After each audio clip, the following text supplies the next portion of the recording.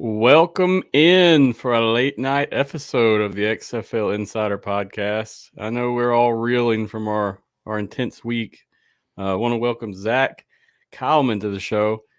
Zach, man, has this been as crazy for you as it has been for me and the other XFL cohorts? Well, in the words of the talks about merger, it has been a 50-50 craziness because I would say I equally am twisting through many things through my mental space right now with this whole thing. It's been a week. Exciting, very much still sorting through the weeds type of week. I mean, I could say so many other words, and there's a whole episode we're doing about this right now. So I imagine, like you're implying, it's probably very similar for you. So yes, sir. Definitely the same vibes. Yeah, I mean, to be honest with you, I did not think we would be having this conversation right now in September.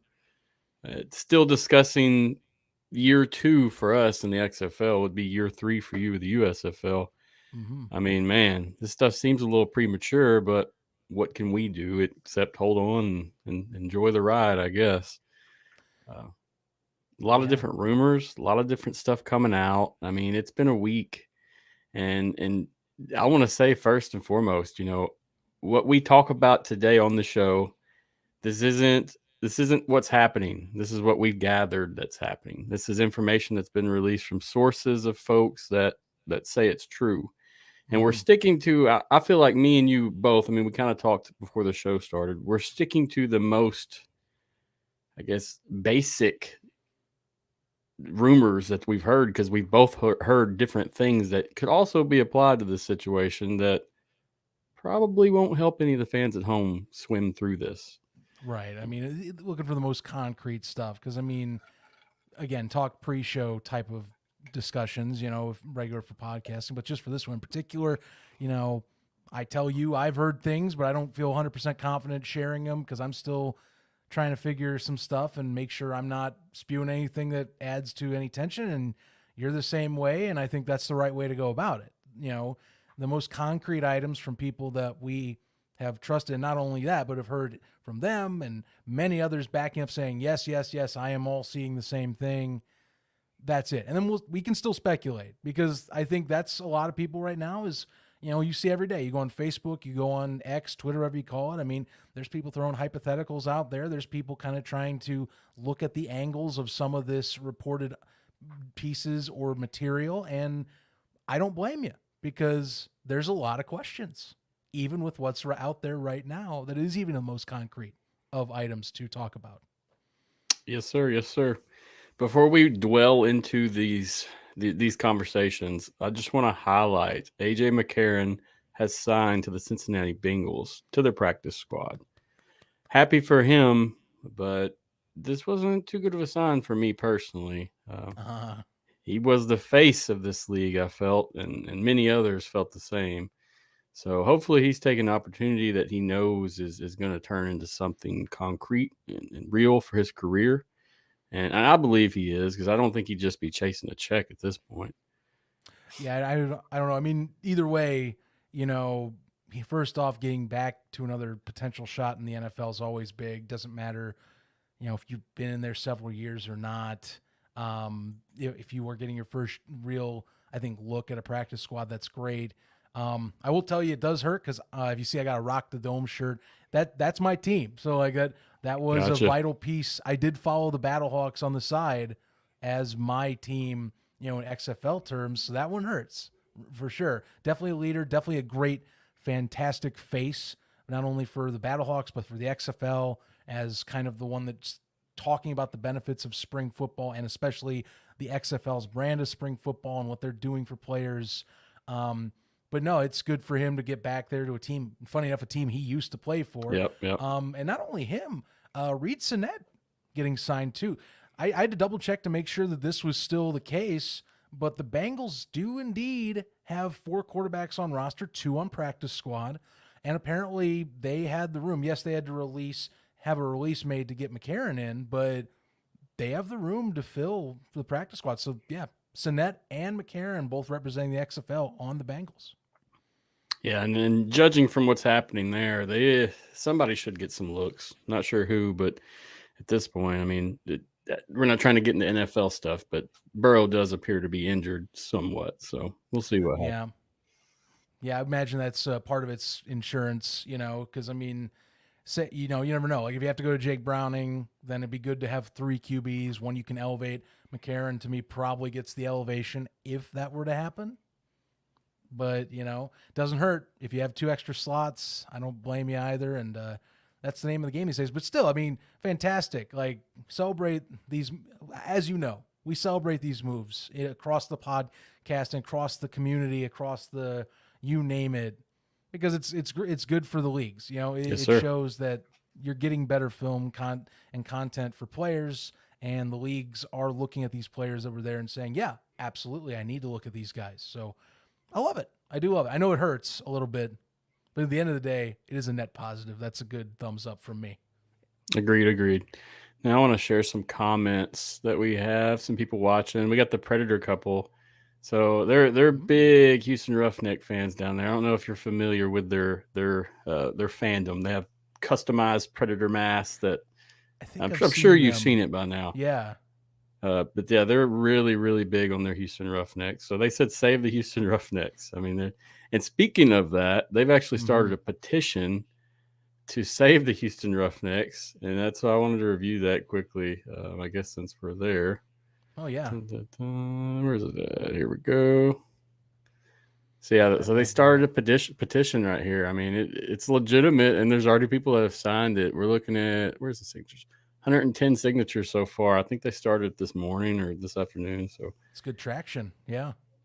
Yeah. Good traction. Just wanted to note that. I mean, we see you, Predator couple. You're doing what you can for your team, and I mean, just know at the end of the day, it's not all you. So doing what you can is appreciative, though. Well, yeah, and you can make I would say even with them having discussions, right now, supposedly in Los Angeles is what's been going on. Still make your voice heard. I think that's a good example of that because, at the end of the day, yes, there's going to be consolidations with this merger. And that's one of the rumors going around is that what's the Houston name? And, I know there's been talks of the Gamblers taking the Roughnecks name. I think that's why that petition's come up. And yeah, having your voice being in the crowd, I think that's going to be a common thing. We're going to see a lot of people put their stuff out in very passionate ways from both sides of these communities, and we've already seen that as you've seen on social. But yeah, this is going to continue. I'm fascinated to see what that happens. What do you think is the best methodology there? Like that petition's a good thing to use if you want to show interest in a brand. So I don't knock for that. I think it's a good idea. Yeah, I mean, personally, your biggest impact as a fan is probably going to be social media. I would say if your voice is loud enough and your fandom, and most of them are, it's like the Predator couple. I mean, they're a well-known couple or character amongst the XFL fans. That's going to be a big benefit for them if they can get some traction on social media. So this online petition should work well. I mean, it's legitimate. They're not causing an uproar. They're doing something that's, I mean, it's respectful and impactful at the same time. So I'm happy with that. I mean, I just kind of feel bad for people such as them, because they're sitting here in La La Land like we are, waiting for something, wondering what's going on. I mean, it's a tough time right now. Guys in the comments, I see you shooting out questions. Try to save them towards the end, and I will ask Zach as many questions as he'll let us. I promise. Hey, I'm up for them. But yeah, like there's still, I mean, geez, I'm looking at our little rundown here today. I mean, we got so much to break down between just you and I that I imagine this question inbox on the side here will fill up real fast. And we're already on it with just the Roughnecks Gamblers discussion for Houston. Yeah, we haven't even got into it yet. Yeah. So let's just dive onto it then. Let's talk about the merger, man. It's the big talk of the town. Axios dropped their article, I think, Tuesday morning, and that's what began this roundabout of information. Axios is known to be pretty legitimate in what they're releasing, and they don't, there's not many false things said by them. When we started, I'm going to pull it up on the screen. When we started the rumor talk, it was talked about being a 50-50 split, combine the teams, 16 teams possibly, and the rest would kind of be worked out. But as we know, things change very quickly. I had Mike Mitchell on Tuesday, and we discussed this same topic for probably 2 hours. And he was very, very, very... I mean, he told me exactly what was going on from his end. Two football people came up with this idea and took it to the head honchos in charge, and then they took that to the USFL to have these talks or discussion in a basic sense. From the Axios article, they have 3 different sources listed, but there's not really a who or what or when. Right. But, I mean, from your opinion, do you feel like this article from the start is legitimate and accurate in what it's saying? Oh, I have no doubt in my mind. Axios has been a consistent media player. I mean, they're back. I mean, credit if you want to dig into the background, they're backed by Charter Communications, but even then, that's still, it's been a credible source for journalism for a while. It's referenced on multiple news outlets as a source for pieces. And I think what's even more telling, not even just the company, but one thing I do like is you're validating your sources. You have, in the beginning of this, 3 sources familiar with the situation. That means you have 3 different angles you went to, and you validated that this was a scoop that is legitimate with legs. There is no doubt in their mind, because something this big of nature, especially for the industry and the sports, you really do have to make it where it is accurate. And especially if you are trying to put something out that are big media players like a Fox Sports, a Fox Television, and Redbird Capital being a big, financial player in itself, you want to make darn sure that that is 100% with accuracy what you're saying. So, yeah, I never had a doubt about it. And then not to mention that when I found out about it, keep in mind, I am 3 hours difference of time zone on the West Coast now.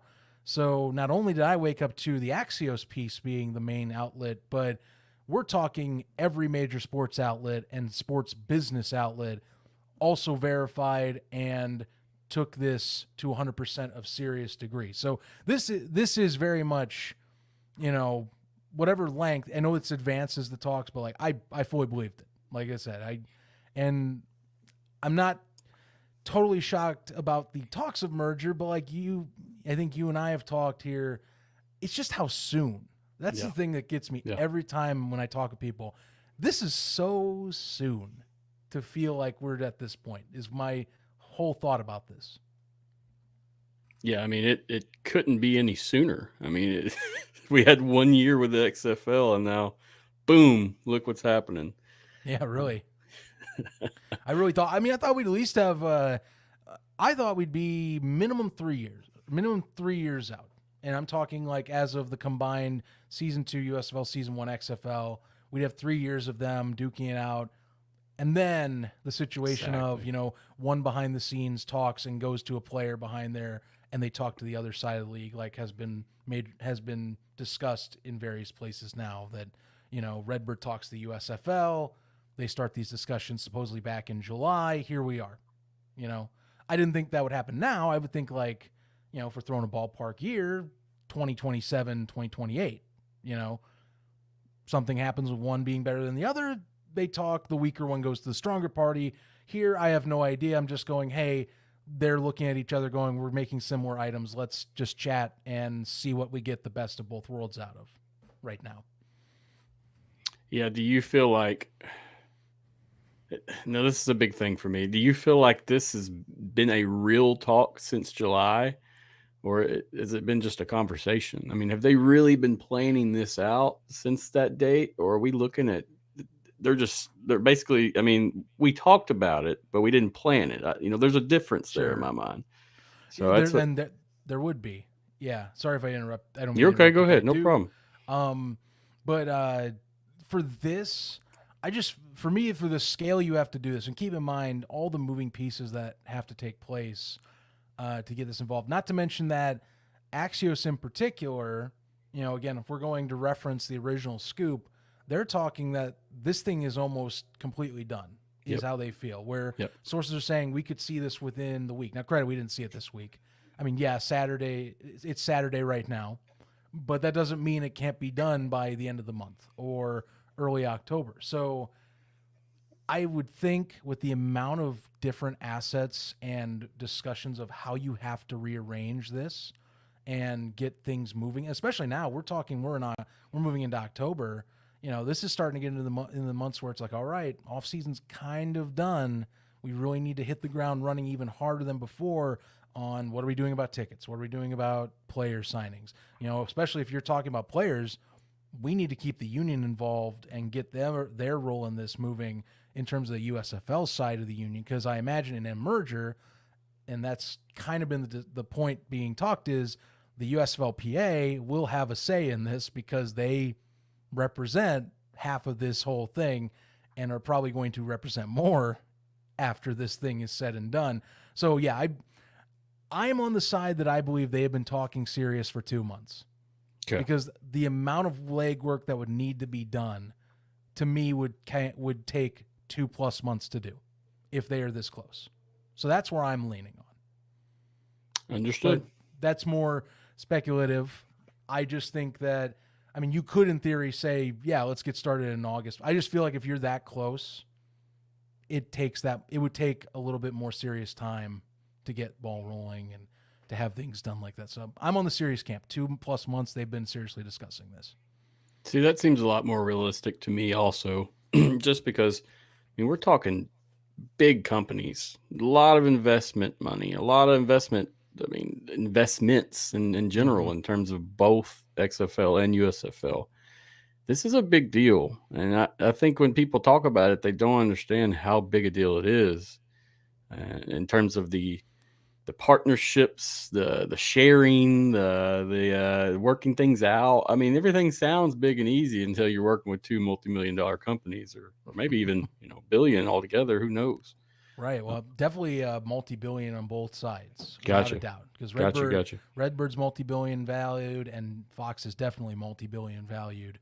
But yeah, I mean, not only those two. I mean, if we're talking some of the reports of how OTA, over-the-air broadcasts, are the focus, you have to talk to NBC or NBC Universal or NBC Sports, their department there, because that's going to be a valuable player. You have to keep them, the third party, on the same piece. That to me adds more credence that this has been 2 months of serious discussion, because NBC is going into its third year of agreement with the USFL. Yahoo Sports originally reported when the first broadcast deal was agreed upon that it had been rumored to be a 3-year deal. So this would be the crucial year 3 of the deal. And generally, if you aren't merging, what I originally had thought about was in television, that is my background, by the way, is you usually, in terms of media rights and rights agreements, start the ball rolling before the last year of your contract. Understood. So if you're in these merger discussions, you need to have NBC somewhat knowing what's going on, because otherwise you would have spent that time talking to NBC the last 2 months going, hey, are we wanting to re-up? What do you feel about this? Are we just going to roll into next year and kind of try again at the end of the season, which would be a little risky in terms of TV? So like that's where, because that was my original talks of the future in one of our USFL podcast episode post the championship, was watch for these NBC Fox discussions to happen. And now that we've got this merger news, my guess is that got kind of folded in with the merger discussion, because NBC's the third big party in the room and they're the independent party in this whole thing. They're more like they're more at the table, but they're more kind of listening to the two other sides break things down. And then when they get to a point, they look at them and go, do you agree with this? And go, I'm still on board. And then they go back and talk again. That's how I feel. So, and it would make sense for TV to be like that. Yeah. And it's a big deal, especially if you're doing only NBC, which is, you're removing USA, moving FS1, it's a big deal to talk about rights on just the big number one most watched channel, by the way, in the country, NBC as well. In terms of TV implications, I mean, what else can you share on your end that will change for sure with this merger? Not the possibility, but what will change? Well, I mean, what's really going to change is your access to the games itself. We've heard it on both sides of our equations. You know very well, I know very well. The big over-the-air number is what seems to be the most prominent to get the ratings up. And it is the one that I think, if you're looking to get the best numbers for advertisers, which is a big deal for this, I would imagine, merger, as well as the best for investors' eyes and the best for folks that are trying to see if this is a legitimate avenue for a sports brand to grow, that's what you want to do. And it's just because it's free access. Cable numbers are not the same as they used to be. And I don't think you're ever going to see a XFL 2020 cable number like those were back 3 years ago ever again. Because of the fact that, let's be honest, two things I look at. One, TV's changed a lot. Cable numbers and cable habits have changed drastically in that 3-year span. But two, Vince McMahon was kind of a marketing genius in my eyes 3 years ago. And we're never going to see, I think, FS1 ever hit a 1 million viewership spring football game ever again. That kind of guy, I mean, that was a reality check in 2022 for me. And then when we hit in 2023 500K for its first game, I went, this is probably the best we're going to get, is this, coming out of a big sports broadcast event. That was NASCAR going into an event. So that was kind of a reality check. And then on the XFL side, you guys know, FX started hot, dwindled down as it went. They switched off. ESPN2 I actually thought was reasonable, but the magic number is that 1 million viewership number. Understood. And the only realistic way you can get it is really on the big 4 television stations. Even though Fox, I will say, they'll need to look into things because they kind of slumped this year a lot more. ABC was consistently up there. NBC generally was consistently up there, even with minimal marketing, because again, they're a third party. Fox is there. I wonder how this will work with different marketing and people behind it, but that's what you got to aim for. And it's free. It's ease of access. So it's going to generate better numbers. It should. And it should hopefully allow for a better penetration to households for folks that want to watch this. It also can remove some of the negativity of, well, now I got to buy a package. Or as you guys, as XFL folks definitely had a laugh at, and USFL guys definitely were frustrated at, there's an exclusive Peacock game. You got to buy the Peacock package. Trust me, I heard it all. I've heard it all. And so that's the whole shebang of it. So, yeah, it should help with numbers. That's my thing. Make the numbers solid, push for 1 million per game. And then the final piece of the puzzle is, of course, not this coming season, but next, appease NBC. Because if you don't appease NBC, you might be down a partner, And also keep in mind, something else to watch for. It's a piece of the puzzle, but it'll probably be more affecting 2025. ABC's for sale. and has been approached already. Disney's been approached by Allen Media Group and Nexstar Communications about buying these channels. I don't know how fully that'll affect things with the XFL USFL merger per se, but it is something to watch out for because the XFL side of this deal was with Disney. So if they sign away ABC, where does it go? Do they switch to ESPN? But they don't want to do that, even though ESPN is one of the top 10 most watched channels in the US. They want OTA numbers. It gets a little more convoluted, but there are a lot of I would say bow ties on this whole thing that might unravel or shift and change in the next 2 years. This year alone, though, big deal is make NBC happy and then keep things going and show that the combined numbers were worth this merger. OTA should help the numbers, though. Absolutely, is the final wraparound I have to give you. Gotcha. We had a comment from Mike. Mike said millions of people have cut the cord since XFL 2.0, and that's the truth.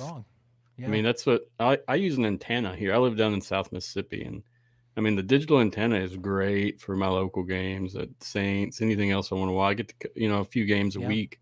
So, I mean, it's really great, and it's free. It costs $12, I think, initially. So, yeah, I have one of them just like you. I have an HD antenna at my house, and it's similar deal. I think I paid like $15 for mine. You get, all the local stuff right away. And I think that's part of it. Fox and them, they look at this and go, well, again, these cable numbers keep cutting down. And, Mike G's here is absolutely right. In 3 years' time, you can look at how cable numbers and satellite numbers have declined. It is around, I believe it's sub 70 million people have cable television now. It used to peak at 110 million. That's a big difference. It has dropped, and it is kept to significantly drop because of changes in viewer habits. Even though, ironically, streaming services as a collective whole are more expensive or about the same as a cable package now, the freedom of use and I think ease of going in and out. So yeah, that cable habit affects how we view sports, and we definitely need over the air for a startup like this.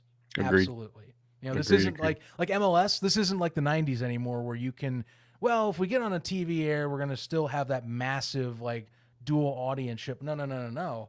One side of this whole coin is declining, and there are more cord cutters than before. Go where the cord cutters are at, which would be in some SKU still the digital antenna guys or people like that can get the free access TV, which are growing a little bit. And then something I was seeing, because I know News Hub mentioned this a little bit, is that it's rumored that they might put all the replays exclusively on the exclusive streaming services post games played on OTA. Gotcha. Which that has been reported that way. I'm just listing it because I think that makes sense. Just get it in instant availability like that. Double up your use and say, hey, did you miss the game? Now we get money on our streaming service that way too. Yeah, that makes sense. I mean, that's basically what ESPN Plus was doing during the XFL season. That wasn't the best app though. Kind of hard to use. Would be a bit of change though, because you wouldn't be paying to watch it simulcast. You would have to watch on over the air, and then you only get the replay in this season. Understood. Which I did buy ESPN Plus to use it to watch all the games. Easy for me. Yep. $8 a month, and I get to watch FX's broadcast instead of paying $73 a month for the cable package. It's a big difference there, it's a man. Really good deal. Yeah. Let's see. I had some comments. Brahma Babe. Is there a capability to include streaming numbers? I don't believe so yet, but I believe there's some kind of stuff in the works for that. But now, no.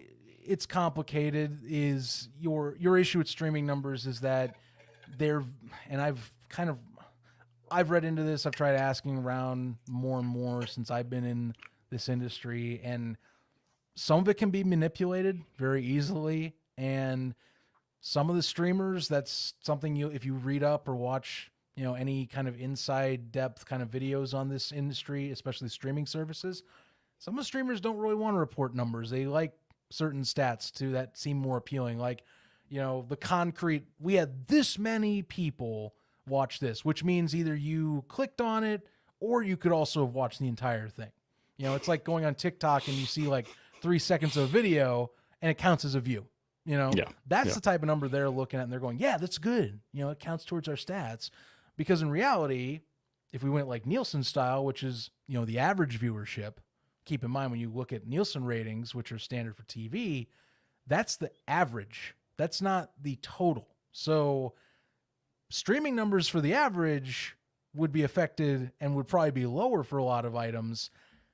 So you could add them and you probably could dig, but I don't know if all of them want to. And it's also been talked about that they don't always contribute that significantly to the overall viewership numbers. Understood.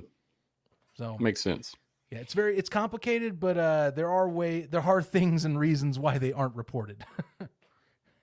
Yeah, it's very complicated from what you said. That example, I mean, it's like, unless you start doing some streaming or something along yourself, it's kind of hard to understand what exactly that entails, you know? Right. I'll give you a great example of this, by the way. I don't know if any of your audiences had watched Fan Control Football when it was going on. It was on Twitch specifically.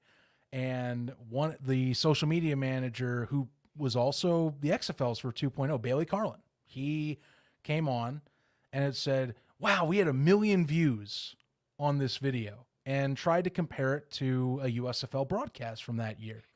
And basically my question to him was, is that an average or is that a total? Because keep in mind, if we're talking about that data, and this is exactly why streamers are kind of iffy about this data, is averages generally are better looking than a total. Total is great if it is a true total, but averages have been kind of the standard for the broadcasters to use to show off to the advertisers and others on a program. So it is a big significant difference when you consider that. Because again, on Twitch, a view is me clicking on the video for a few seconds and I back out. That's the minimum I have to do. So there is more depths of a piece of data you have to dig into like that. Just a good example for those that are trying to, like, maybe let's talk football. That's the best way to look at it. You know, that's a football example in a way. You know, looks good on paper, isn't actually as good as the other thing on paper. Understood. All right, let's hop back into the merger rumors again. We kind of got off. We started talking about TV, so I just wanted to hit that while we were on it. That way we could just go right through. Oh yeah. All right, so we left off at Axios. We got our first taste of this the Tuesday morning with Axios. That afternoon, we had a lot of different stuff being released by like Sports Illustrated and anything else along those lines. I mean, they were just taking it and re-releasing. I had a conversation with Mike Tuesday evening. I mean, he told us what was going on, but nothing too shocking, nothing that we didn't already know from the articles, nothing that made people pissed off, most importantly. Sure. But come Wednesday, things started changing a little bit. And I've tried to piece this together as much as possible. Okay, so bear with me, guys at home and those watching. If I'm getting something wrong, let me know. But I'm just piecing it together. All right. So what I remember Wednesday is James Larson came through and said, "Hey, hold up, I'm going to bring up the tweet. We're probably not looking at 16 teams, guys." And I remember seeing that tweet, thinking, "Uh-oh, that's not good." Regarding the USFL XFL merger, it is likely that we do not see all 16 teams in action per source. So I'm like, oh, okay. Then hearing that organizations without venues currently secured are in hot water. Now, that was real big to me, of course, because I'm a Houston Roughnecks fan. Right. We know just because USFL has hubs that most of your teams or half of your teams don't have a home either. So that's pretty impactful for you guys. I mean, it's impactful for us, but for you guys, that's half your teams. That's something neither one of us as fans or media want to hear coming into it personally. I mean, I'm like, I was just shaking my head when I saw this. It was not a good time. I think the 12 team to 10 team setup, or like saying it's, or just to more reference this in a way we're talking where it's not going to be all 16. You know, I think that was one of my thoughts about this, just like on the surface values. Mergers you generally see like any business. and I went through one during my earlier years in my television journey. You consolidate things. Like some items just get lost or are they're just basically collateral damage. Yeah. For this setup. So that does, and to me, it does stink because I know at some point you do have to eventually make those hard calls. You know, we're talking upwards. If we're talking the low end, like upwards of 6 teams here are going to get the axe in some way. You know, the hopeful more, and I want to say more realistic given other info we've seen is 12, but still 4 teams there. That is, I mean, we're talking 25% of your combined 16 are going to, and maybe even more depending on what ITL was mentioning about new markets, and we'll dive We're going to get on that after this. Yeah, this just piece. a teaser bit. I don't want to dive too clutch because that's extra, but like that's kind of rough. Like that part alone makes your mind spin because what are these execs talking about right now in Los Angeles that are the key portions of data or key portions of visibility that make your market stand out and are valuable in this trade-off? You know, I do think, for example, we talked about this on our last USFL podcast episode, which that's dated now compared to this time of the week a little bit, but we discussed that having stadium rights agreements right now has to be the most valuable thing in these merger talks. And we're talking at the time, without say like Detroit being discussed, there's rumors New Orleans is still trying to discuss some stuff on the sides for the USFL. You know, there's at least guaranteed at this moment, I'm counting off the top of my head, it should be 9 that have stadiums with rights agreements. You know, the Vipers do not. There should be 7. I know Houston is in the final steps, but they still will have one, it sounds like, one way or another. So I'm counting 9. You know, 10 if you want to count Detroit, because it sounds like that one's on close to the doorsteps of being done too. They were just talking. But those have to be the most valuable because I feel like in a merger here, you want to have available assets that aren't kind of up in the air.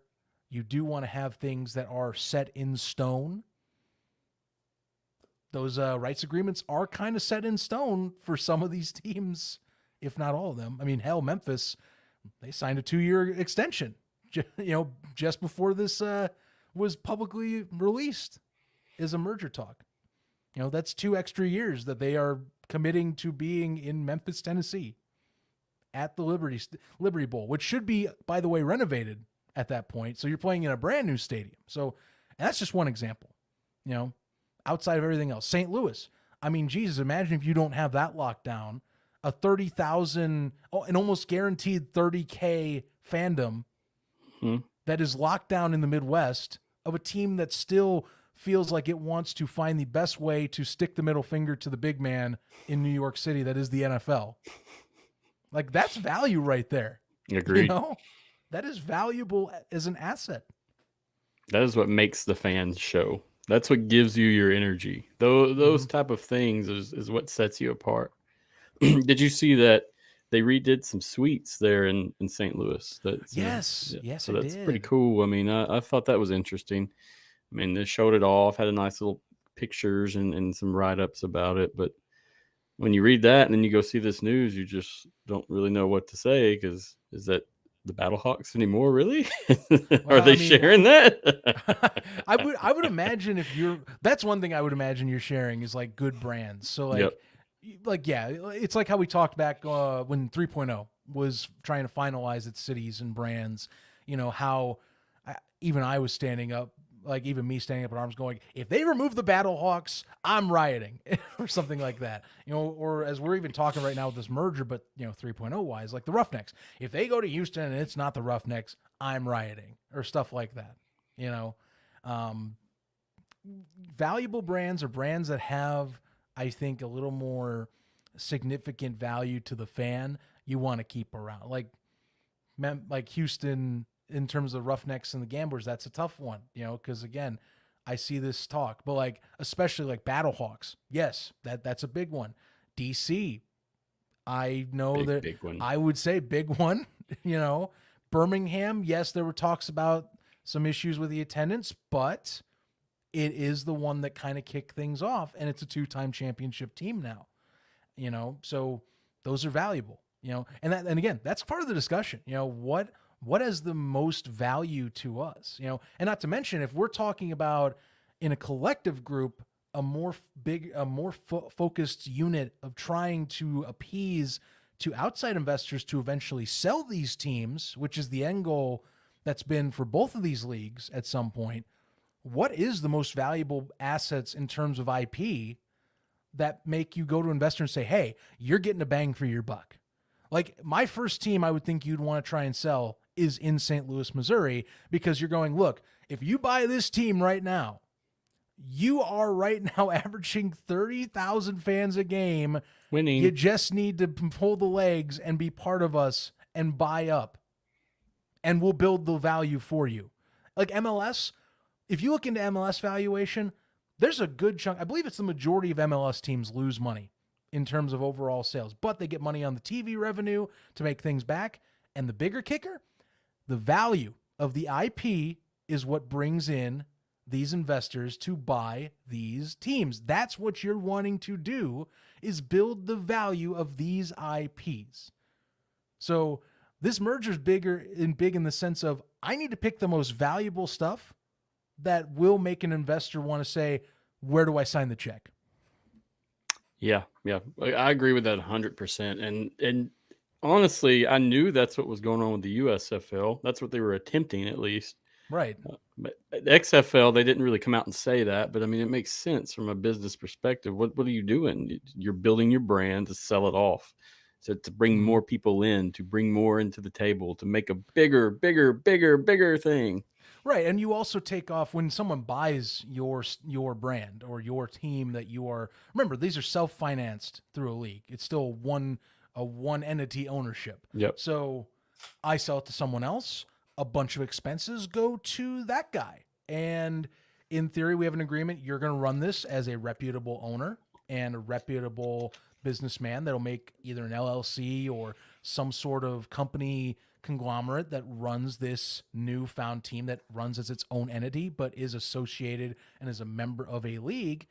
And we get to recoup that cost that we don't have to pay for anymore. Player salaries, they go towards you. You just have to handle the salaries well, follow our league rules and regulations. We get to get a little more freed up on our end to do our jobs better as a league itself. We're not focused as much on some aspects of, well, now I got to run this team too. Well, now I can focus on building value for you while you focus on running your organization and bringing in your best in terms of community engagement and value towards the league's brand back. So that's what's, at the end of the day, that's what you're looking to do when you sell these. And so, the merger will come first, valued IP, then hopefully someone buys one of these right away and starts the snowball of, well, hey, if he's doing great, I bet I can get in on this action and do it like that. I mean, Bobby Wagner, remember he was talking about like he wants to own a sports team. He actually said that recently this past week. He stated once again, I want to own a sports team in my life.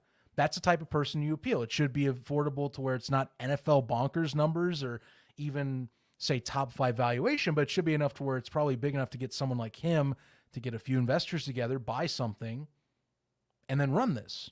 And then again, that opens the door. Well, if they're running this and they're saying good things, well, hey guys, I got 11 other teams for you right here. And we got other brands for you right over here in our catalog of trademarks.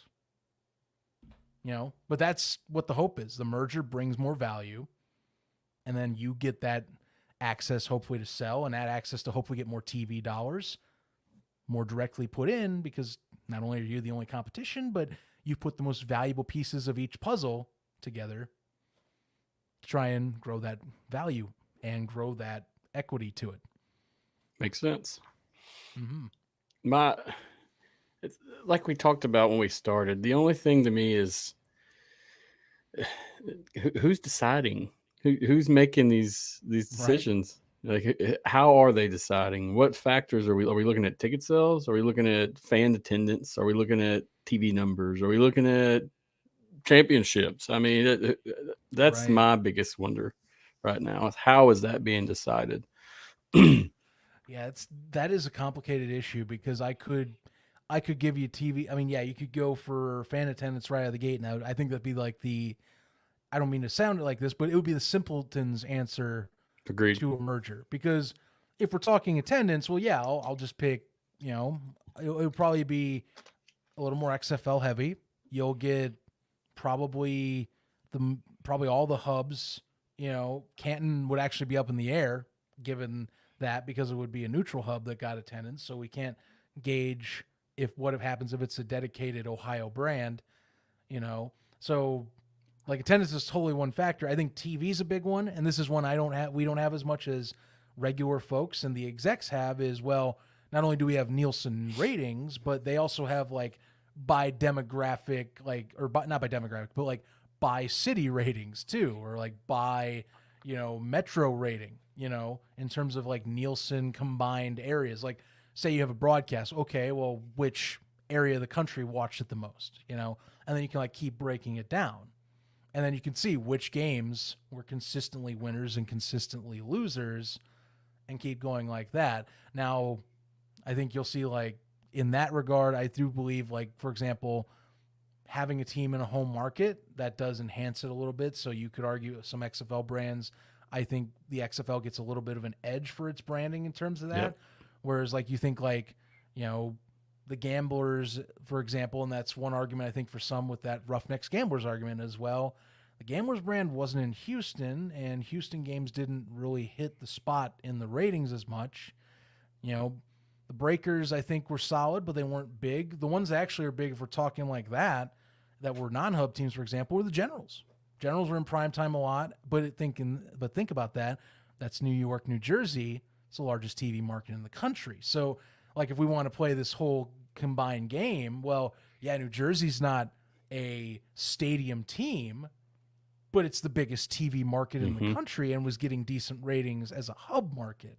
So you can't remove that out of the equation, because I don't want to sacrifice TV ratings, because I want to hit that million viewership mark. So if New Jersey helps that, wouldn't I want to consider New Jersey? Yep. Even if it's the 6 hubs, like, hey, they're bringing in the New York market and people like that brand. And it's a famous USFL brand, whether it is, of course, for infamous ownership in the past or not. It's one of the most synonymous brands from back in the day for that reason and for the star power behind it. So, like, that's just so much of the equation, and some of the, like I said, some of the data we don't have. Like, we don't have that ratings data per city. That's very insider industry stuff that the common guy doesn't really get access to unless you, for some reason, know those people you can get, or you hear it kind of squeezed out once in a while in like a local market piece. Like, I know, I think it was like one of the XFL games last year did really decent in Milwaukee. That was like a random article that Milwaukee was a solid market for like 1 or 2 games. I was like, great, I'm glad someone knows that, because I don't know where you found it. I mean, it was good he found it. I just wish everyone could find it so we could talk about it like that. But that's the thing. It's so hard to find. There's no like concrete place anymore to just find like per city. There used to be, Showbuzz Daily, but even Showbuzz Daily, that's gone now. You can't go to Showbuzz Daily. They stopped updating it because it's getting harder and harder to do updates, and you also have to pay for those Nielsen ratings. Makes sense. They aren't free. Nielsen has to get money from people for that. I thought it was just a fancy name. No, Nielsen's a company. Yeah, you have to pay for those ratings. They are not free. Interesting. All right, they got more comments coming in, guys. I see you in the comments. I promise I'll get your opinions out, but I just want to stick to what we're doing. I don't want to get far fetched off the topics. All right, so I see you though. We'll get back to you. I promise. All right, so the last piece we talked about was the James Larson released. I mean, we're looking at probably not 16 teams. He really didn't say a number. He didn't say anything else except probably not 16 teams, and the cities without venues are in trouble. Yeah. Okay, so we took that, going through our day, and then Mike Mitchell went on the Marcast. And this is where things got choppy, all right, because this is where, Mike got some more information and presented that information. And then once we put that out to the social media world, I mean, it took off. I mean, it took off fast. During the show, I was watching there Facebook groups all about XFL blowing up with this. And I'm going to put the tweet up.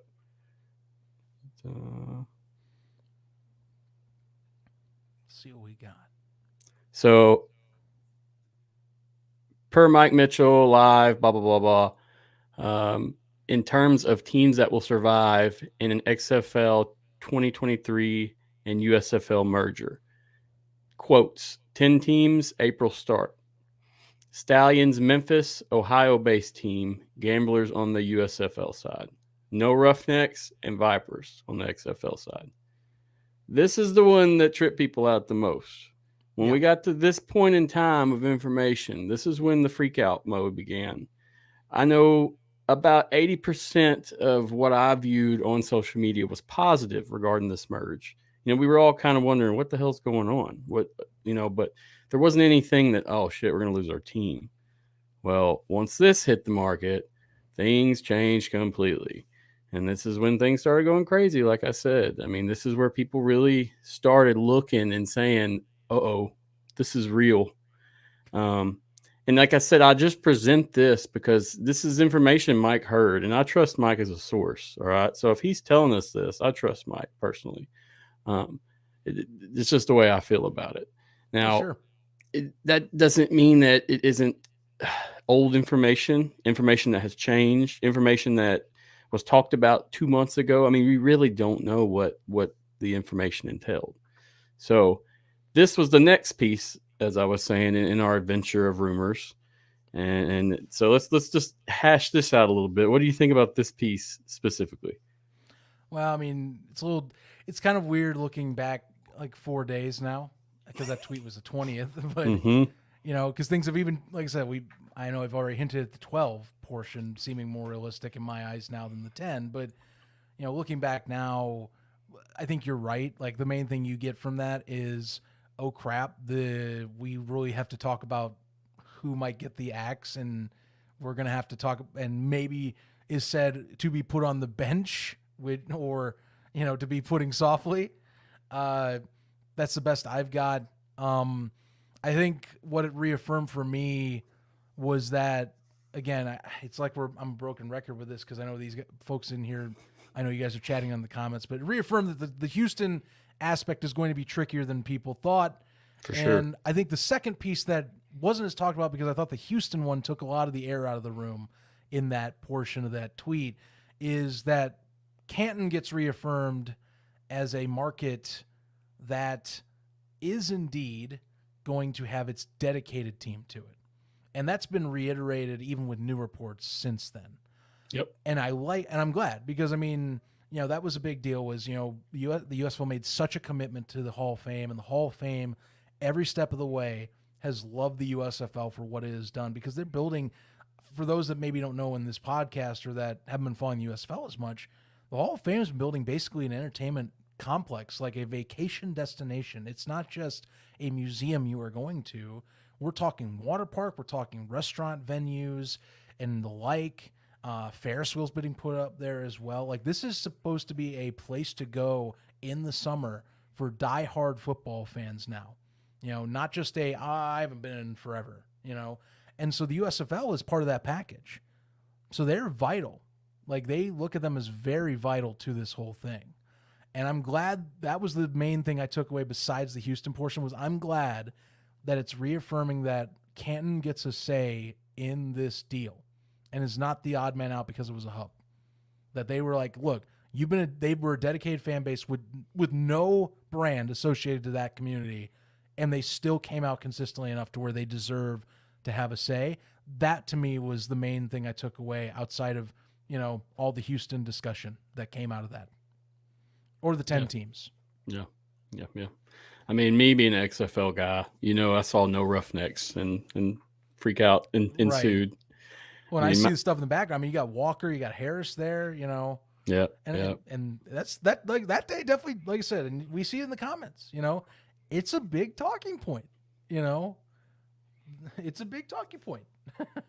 Yeah. I mean, this is probably, when you look at that, you say the Vipers. Okay, we can reason with the Vipers. Failed facility. Failed. I mean, the fans were there as much as they could be, but it just wasn't right. And we all know that. Unfortunate for their brand and franchise there with the Vipers, but I mean, it is what it is. But once you say no Roughnecks, it's tough, and you're already catching the backlash of these fans. I mean, it hasn't, nothing's even happened yet, and we're already told, "Hey, I'm swearing off this damn league if y'all do that." I'm gonna. I mean, we've had somebody start a petition, like I said. I mean, they love their team. You know, it's a serious portion. Yeah. But yeah, I just wanted to hit that part of it, and before we go forward, I'm trying to piece this together as much as I can because it's just a big crazy mess. I think you're doing it right because look, I could, like to me this show, and I've been on Player 54 just 2 days ago, or well, it was 2 days ago, but it's released today as we're talking, and I did my own show. Like, there's a reason why you're doing this. I get it, and I think it's a great way to do it because it has been that quick. Yeah, you've had less than a week. It has been that quick how things have morphed. Yep. So I'd love to. Yeah, let's see the next piece of the puzzle again. Let's go in. We're gonna head to the next piece, I guess. And this piece came from, what was it? It was the Inside the League. Oh, and this is the most recent big one here. And this is our last biggest piece. Where did I do with it? Let me find it. I'm sorry. Here it is. So in this is where we get our 12-team split. All right. In this article, they're stating that we're looking at, I'm sorry, this one makes me breathe hard. We're looking at 6 hubs, and we're splitting teams between those hubs. So, I heard the pitchforks slide out of their shears, their side, and shing, and away we go. So 12 teams would survive, according to this article, with each league contributing 6. USFL coaches' respective statuses seem less certain than those in the XFL due to their contracts because they had 1-year deals. Mm-hmm. And then the new league is going to have more of an XFL feel to it, according to this. They said some other things, talking about the 200 roster spots that wouldn't be available anymore, right, as well as the countless jobs that'll be lost. And that's obvious. I mean, that's a real thing that's going to happen. Yeah. Yeah. I mean, alone with the 12, I mean, think about it. You're going to lose easily like it says, 200 roster spots. Plus, keep in mind coaching staff as well. So mass casualties, sadly, will be coming in some regard there. Shots fired for sure. Yeah. Now this came from, what's the guy's name that does this, man? Is it Neil Stratton? Is that the one that does? Yes. I think it is. I didn't want to say the wrong name, but I think that's what it is. And this actually came from a newsletter they do. It's an email newsletter they send out. And as soon as this hit their inbox, I mean, you saw it online immediately. This is where our last journey on the rumor mill has gone to. We haven't went anywhere further than this. And this doesn't take things too much further than what we already knew, except the splitting of the hubs. Mm-hmm. And so that's where we stand as of this moment. We're looking at, according to this, 12 teams, 6 hubs, and we go from there. Yeah. Your thoughts? The hub portion is certainly what everyone is talking about. This is nothing new for me, by the way. Obviously, I'm the USFL side of this equation here. I've been used to this. That being said, no matter where you go, saying hub anymore is gonna make someone wanna bring out a torch and say, "Why are you doing this?" Or I am going to do something, and I'm going to be angry about it because it is, we have come accustomed that I think fans want their cake and want to eat it too. Where we want the whole NFL experience and the whole football experience. I need to be in stadium. I need to see on TV that there is a person in a seat somewhere, and that this can't be empty. And I will say, that part of this whole thing is, I don't think, like, this is a bit speculative to me, and it's something that I've been trying to figure out, because 6 hubs, yes, but that doesn't seem like the full story. I'm just going to put that in my own eyes, because if they do this, I don't know if that's going to be the best way to go about it. Because of the fact that when the XFL did their setup, one thing they were originally going to try and do was the USFL style, and they saw it, and they saw the reaction, and they said, hell no. And they did their model in Arlington where they fly everywhere and come back. And that's where I'm getting the sense where I'm like, I don't think this is the whole story with that hub setup. Like, yes, I can say I believe that they might fly out of 6 places, but and this is whole speculation here, so anyone listening, this is my thought on this, but I'm almost wondering if there are going to be efforts to take some teams to a market outside of a hub still. If we're thinking true 50-50, like, that would be the other 50 equation, the XFL side of this idea, where it's like, oh, we liked your idea where you have more places to have a concrete community engagement in a hub, but the USFL being speaking of the XFL, but we did like how you flew out and we're still playing there, thus, you know, there is that connection piece. That's all hypothetical, and to me is what is justifying me saying I don't think this is the end all be all, because again, half of this side of the industry, unless they feel like they completely failed with that Arlington setup, which that's my hypothesis, was if they were to feel that wasn't the end all be all financially, I don't think that's it. I don't think it's just 6 hubs and we see 6 teams not have a home again. I'm getting that vibe. That's not concrete news I've gotten. That's just, I think there's more to that story. This is all the info that Stratton has gotten so far. That's not saying that everything has been given in the entire pie when he was let go into that info. I believe his stuff, because he is an industry insider. He has been around the ring. He has dealt with those in the scouting in the scouting for NFL and scouting in general, and he's been in touch and connected with this spring football scene like others since especially with the XFL side of this, by the way, keep in mind, really since the new and improved 3.0 version settled in and started advertising. So I have full faith that this is a piece that's real, but I definitely would say this can't be the whole story. Understood. I've seen a lot of people. I've seen some folks like Facebook groups you and I talk about that are indeed losing their mind if this is 6, and that's where I'm hitting the pause button, going, we really do need to pause that part, because either more context has to be laid out as to the reasoning, or, as I believe more heavily, there is more context that will not just be 2 teams per city. It's got to be more than that. I really do fully believe it's more than that. Understood. So this source here, you trust. I mean, personally, I don't know much about him or his product. So asking you as another podcaster, I mean, alternative sports media personality, this information here you feel is valid?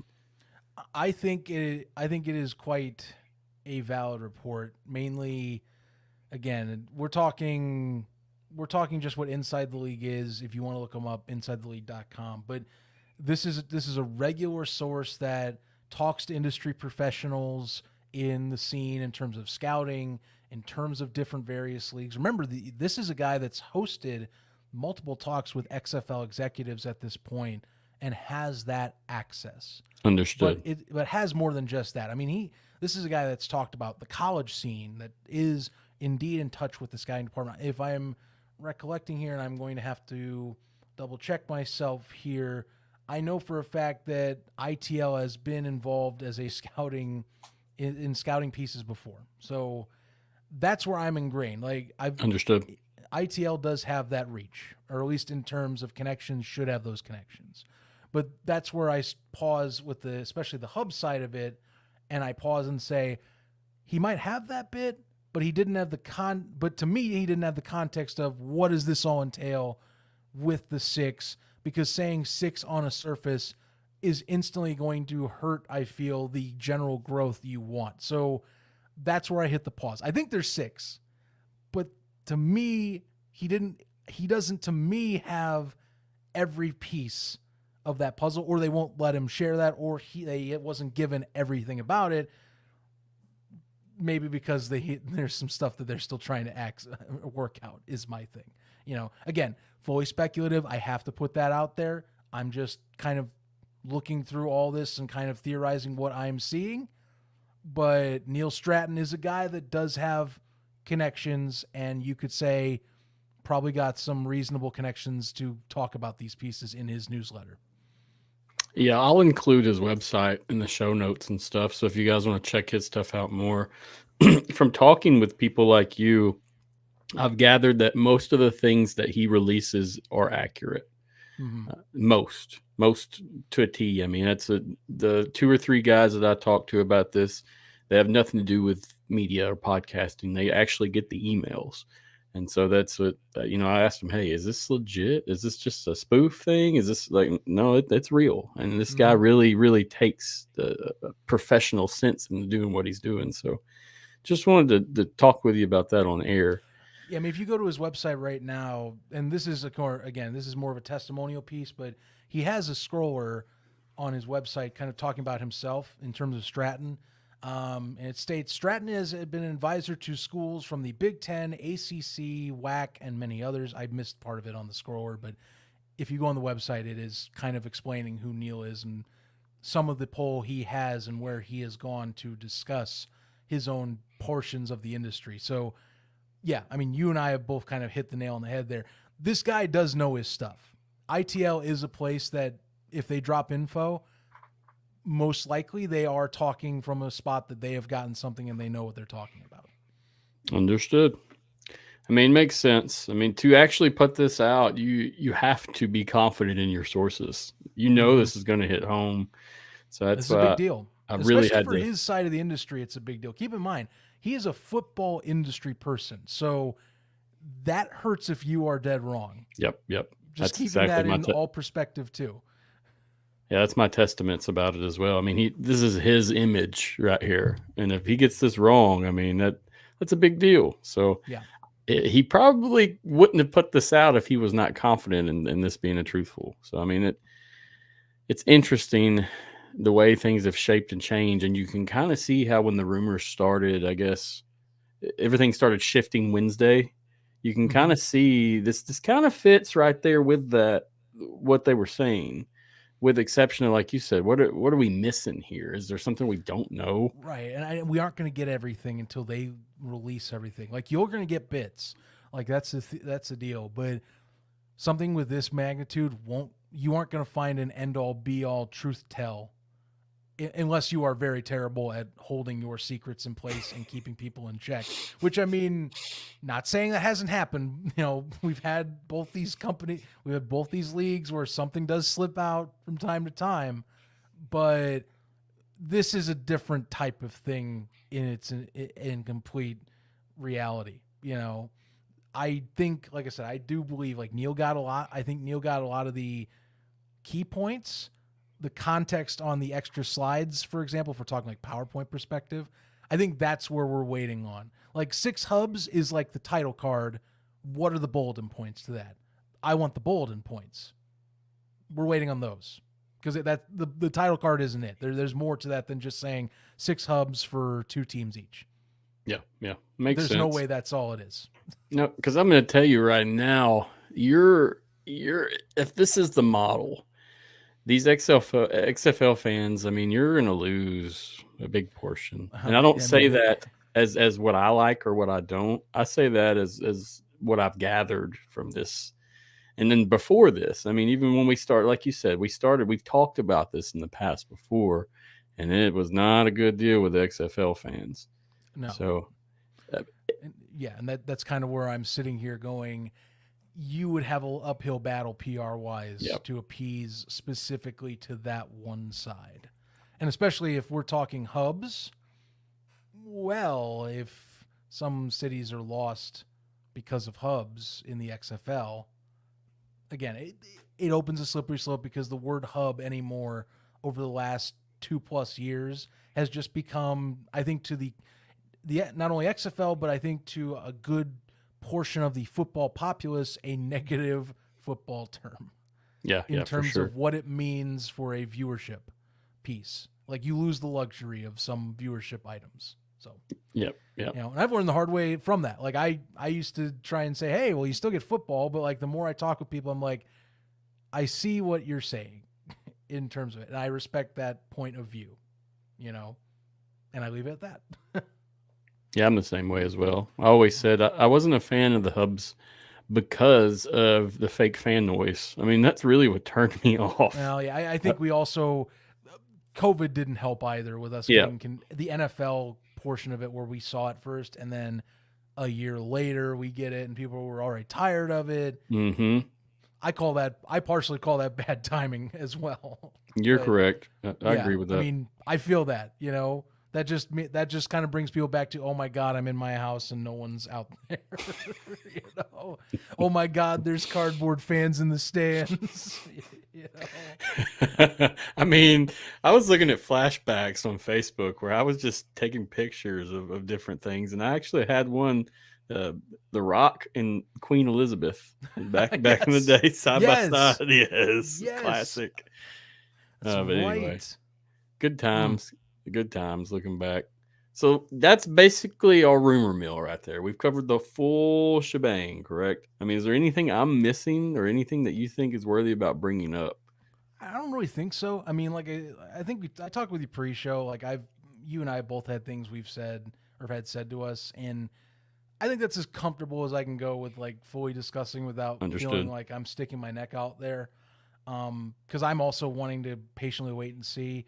Like, and these are guys that I've talked to that I trust fully. It's just that this is a very sensitive portion of this right now. And given the nature of that, it's been discussed that it could be very soon. I almost want to just be like waiting to the point where I'm like, if I see it and go, well, I was told about this and now I can say it was confirmed and I'm glad I got told early about it. Instead of being out there thinking I heard something, instead of being out there having said something and then, you know, I hate that if I mislead someone, like, I'm going to hate that. Like, that's the part of me right now. Same. So that's kind of where I'm like, I don't want to go too much farther with what maybe I know, because I could say something. Like I said, some guys I've been told that have told me things I do trust. I just don't want to get me and others off base for maybe saying something that could have been misconstrued, or maybe it was a wrong pathway to finding out or something. You know what I mean? I totally get it. We'll find out together on some portions, you know? You and I both, and anyone else in this realm of media, I mean, we have a responsibility, and it's not to press the panic button and make everyone freak the hell out about what's going on. And that's dude. That's what I feel has happened right now is we're panicking. The whole community's panicking. The USFL, not as much, because, I mean, right now we're sitting at something similar with you guys. You may lose a team or two, but hell, you're not going to lose your home teams and half of the teams there or whatnot. So, right. I mean, I don't know, man. It's a lot for anybody in this time. my only thing I'll throw out there for the team sense is that, hey, I hope Detroit gets its deal done and I can still have my Panthers is all, you know. But again, that's just, and this is kind of like a example of like everyone wants their own personal preference of something. Yep. It just sucks because the main downside of this merger with all the positives of like, hey, we can have a combined front is you might have as a fan get an axe and you might have to either rediscover or find a new ship, or I would hate to see someone leave because of it, but that is something that some folks might do is what it is. The hope is it's not the majority. It is a small, loud minority. And that's all I mean, we'll find out soon enough. It's on the horizon if things are progressing the way we're talking. So, since we're done with the rumors, I got a couple more pieces, and then I want to get some fan reactions in here. Yeah. Just trying to gauge some out because I mean, a lot of the people in here tonight are Roughneck fans, so that's pretty good. It fits in well with what's happening. But anyway, so 16, 12 teams or 10. I mean, we've discussed each now this week. Personally, I would love to see both leagues' teams together. But I know what that entails, and I know the money that entails. I also know how the actual logistics of that and how difficult that's going to be. You know, it people said the hub system is difficult. I mean, 16 different teams playing is going to be very difficult and expensive. Yeah. So, personally, I don't feel like the 16 is going to work in any way, shape, or form. I realize that. And it's sad, and I know it, but if this is what we're looking at, that's not going to work. Or it's going to have to be a 14, 12, or 10. 14 is weird because you got 7 and 7, so it wouldn't. I'd rather have a 6 and 6. So let's go with 12. I just want to gauge your opinion. What do you think would be an ideal team amount for this merge? What do you see actually being a success to keep your fans happy and our fans happy and have this thing run as it should? I really would want to stick with 12 then. I will put this caveat that if we're talking about finances and kind of like, I would say how we've talked about on both leagues expansion, 10 is kind of that growth, but not too crazy growth number. So in theory, if you consolidated, you would also consolidate more costs by shedding 6 teams. In theory, you still could then have all of your stadium deals with 10, but I don't want to see that. 12 to me makes the most sense because it still maximizes the leagues. I think in a merger, you want to show a reasonable amount of growth, plus 4 teams total. If we're talking like we wanted one of them to grow from 8 to something else, 12 I think is reasonable. You do lose 4 total, but it's less casualties than if you were to go 6. Exactly. That's how I view it. 14 to me, and this is where we get into like a cost balance versus, fan balance, is 14 is better for the amount of fandoms kept, but it starts pushing the costs up again. And part of this merger is you're wanting to minimize some cost, try and push more towards profitability in a I think more friendly sense of what is fan engaging. And 14 to me is where you're starting to get too far. You can't do any odd number because that'll be awkward for divisions. 12 is kind of that ballpark, like the max to me where you go. And I think it's the best number, and why you're seeing this 6 hub, 2 teams apiece setup that ITL is reporting is that it maximizes that. You still see casualties, of course, but it maximizes how many you have without pushing your piggy bank too far out of bounds. So I go with 12 again. I think there is a reasonable discussion around that's why that number seems to be the magic number at this time. Agreed. And I just wanted to gauge you on that and see what you thought, just personally. Yeah. And I wish we had 16. I think everyone here, even in the chat, anywhere you go, I have not met anyone that says, yeah, I would, no, 16 is silly. Like we're not going to keep 8 and 8. Like, let's not do that. No, I've never heard anyone say it because in reality, everyone would want to have all those markets. And yes, we'd repurpose one of the Houston ones. That'd be the only debate then, is we just repurpose Houston again. But you still get 16 teams and possibly add a new market. Vegas would move somewhere that has a better field in the end of that discussion, whether it was Nashville or Tempe. I know Portland was kind of a rumor, not rumor. That's kind of a middle ground. Some say yes, some say no. But, I'd be sitting here going, hey, I could possibly have a team in Tempe right by where I live. But I know that's not reasonable. And because we need to scale down slightly, but also get to that double-digit number and get the best of both worlds. And then again, we talked about maximizing the best possible IPs. This also does that, and it trims it trims the fat to where it's not too much fat too. Makes sense. Still sucks in the end because you lose fandoms, but I digress. That's where you are. Yep. You know? Yep.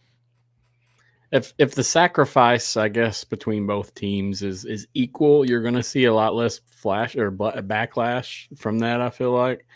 But who am I to make those decisions or even come up with those thoughts? As we were talking about earlier, we don't know what they're in thinking for what markets where and why. So yeah, I mean, I don't know, man. I'm happy with that answer as well with the 12, and I agree with you. The 10 teams would be pretty cutthroat, and I feel like it would definitely rub a lot of people wrong. So that would be I agree with you, because the 10 would be like you are really cutting it close with a surgical knife. Yep. In trimming fat, like at that point you find like the worst, and then you find like, okay, what's like maybe not bad, super bad, but still like where we're going, okay, we can kind of live without you. We're gonna shed a tear about it, but this was like the tough decision. I'm sorry, buddy. It was the only way type of thing. This one, it's like, okay, we found the bad ones. Maybe we'll come back to you someday, hopefully, once we get things in order. These ones we see bright futures and we can build. The rest are solid pieces that have established spots that we know we can build from. That's where you're at with 12. Yes, sir. Yeah, I've seen a lot of people creating their divisions and their teams and what they think's here and there. I mean, I've seen a whole bunch of that stuff now. It's kind of fun to read a few of them because, I mean, there's some unique perspectives. Actually, there's one that was interesting to me. I don't know if this was fully understood in terms of you realize this wouldn't exist because we're probably sticking more with the existing brandings, but someone mentioned in the 6-hub system, they said, we'll put a hub in Memphis, but here's the kicker. One team is the Memphis Maniacs. One team's the Memphis Showboats. They said, we'll have 2 Memphis teams. I was like, oh, this one's a new one. I have not seen this come out. Let's read the rest of it was pretty sane, but like, they're like Memphis hub entirely. Embrace the Memphis. They must be from Memphis or Yes. have some ties there. Embrace your inner Memphinian. Choose the Maniacs. I love Memphis. That's what my AAF stuff. That's from the Express. That's from their go about there. I mean, I went to almost all the games. I think I missed one before they shut down. So that was a good time. That was my team in the AAF too, man. And plus, I'm a Bears fan, so I mean, gotcha. Mike Singletary. It's kind of hard for me not to root for him. Yep. You know? Yep. Yeah. I always tell people the last game they had was on my birthday. Oh my God. That's a dual memory. Oh, it was so perfect. Oh, God. Got to see Johnny Manziel get knocked out, sit in the suite and chill. I mean, it was a good time, but yeah, had to bring that up about the Memphis stuff. I like Memphis. Got a special place. Silvers grew that day. You know. Hey man, whenever I found out he was with the Roughnecks, I mean, it was on. That was it. That's all it took. Oh yeah. But anyway, dude. So far, been good. Appreciate the insights. Appreciate the opinions. As I've said, and as we said, this is speculation. You know, his opinion's his, mine's mine. Mm-hmm. Before we get into the last piece on fan engagements, I just want to say that, honestly, I did not plan on covering this topic. I wanted to skate right by this topic until all the hard stuff was finished and I could just present a simple document stating what is and what isn't, and then we could deal with the backlash. But as the week has gone on, I felt like it was necessary to sit here and break this down because there's so much confusion. There's so much craziness. You don't know what to believe from the guy that's commenting on your Facebook post talking about just crazy stuff all the way around. Right. So, guys, check this out. Tell your friends about it. If this can help them put this together, that's what I'm aiming to do. That's it, okay? What we're talking about in our opinions, it's what we think, but that goes so far, as you see, as the days change. So, anywho, let's roll into some fan reactions. Now, this is the best part of the night, I think. They've got comments galore ready to go here. So, let me start with one and see what happens. I'm going to go back a little bit. So, generally, let's hear USFL fan reaction because I'm only seeing mostly XFL. So what, from your side of things, how is this looking? Tell me that while looking throughout these comments. Yeah, really. I mean, it probably will be a little. I know you're an XFL show, so I could see that too. But it'd be nice, like, because eventually a lot of these shows are going to start doing combined subject. That's like that's how it's going to roll. Yep. You know, so we're going to see a lot of new fans engaging with each other more and more. Good or bad. It really will be like USFL XFL fan group on Facebook where all the podcasts are going to be like, time to love each other, guys. But I mean that in a serious note besides joking, because I know some of those posts can really just be kicking a bee's nest to kick a bee's nest. Yeah, for sure. You scroll on by because you're like, oh, I see where we're going. I don't want to read that comment section. Exactly. Yeah, I think coming in, that's been the biggest thing for me is telling people, hey, I don't hate the USFL. Just I hope their success is the same as ours. It's a lot of people think you have to pick a side, and that's not how it works. I mean, right, and I reflect that back in terms of I don't hate the XFL either, but here's the kicker when we were talking. It's like respectful fandom here.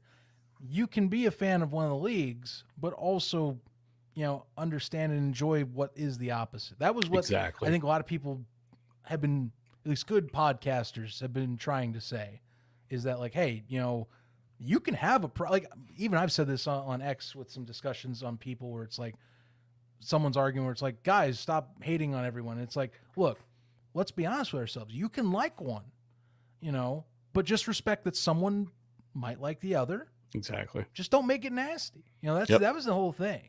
Like you're an XFL podcast, and I'm like, cool, that's great. You like that league, that's great. I watch the games. I might like the other one a little bit more.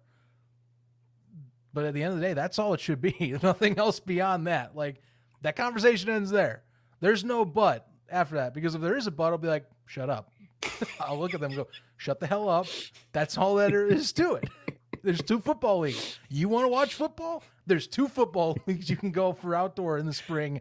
Go have some fun. Pick what you like. That's all it is. And now you're looking at this combination. You better just get over it, because this is how things are going to be. Right, because now it's like there's only one. Yep. You can't argue with people because you're watching the same damn thing now. Exactly. Exactly. I mean, but like I said, what about your fans, and what do they think about all this? How do they feel? I mean, can you give me a general sense of what you're hearing from your side? So, I mean, any USFL guys I've reacted to, I think it's a little less dumbed down because of just, I mean, I guess if we're talking like the ITL piece in terms of like the email, that one, again, we've had hubs. So it's more interactions for them are the side of, well, oh God, well, my team doesn't have a stadium deal, because there aren't as many with stadium deals. So that's the side of a lot of fans right now is, oh man, I really hope mine's a good brand. I know we don't have one locked in, but mine's a good brand. You got to keep this brand.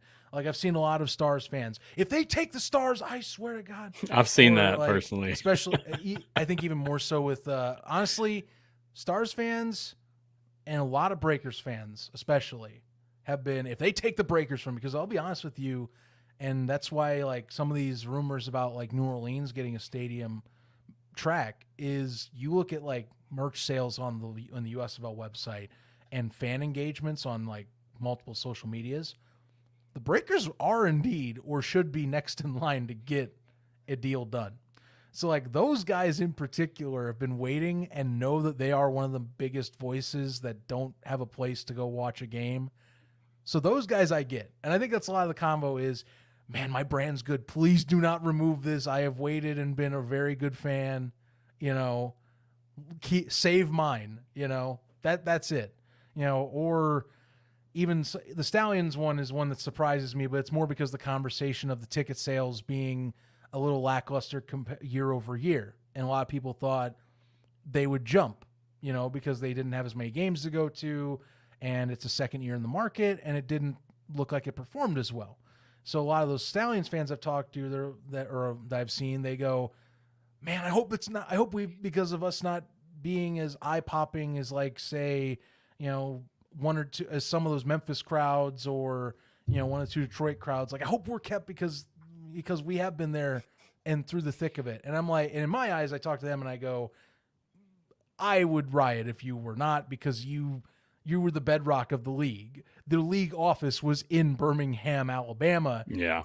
I almost feel like you have to go to bat in a merger, and that's one of your first points is Birmingham has to be at the table along with Canton, Ohio.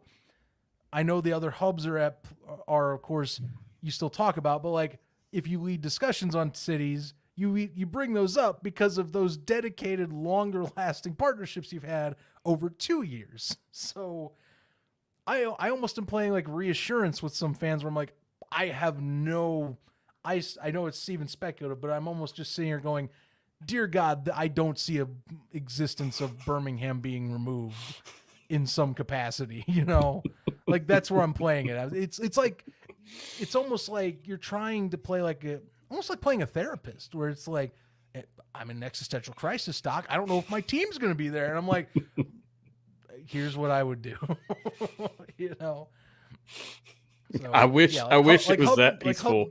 Right. Like Hub News. Like Hub News. It's like, well, I know, but yeah, but I mean, like I said, the XFL is the one that has a lot more of the in-stadium personnel. So that's where I see where that combo comes in. You talk two teams losing fan bases that were at cities, and we're definitely at cities, whereas the USFL, you look at it realistically and go, those hubs feel safe. Even Detroit being talked about, which was, they're more just counter offering and had been publicly saying it's season 2. They're playing in Detroit no matter what,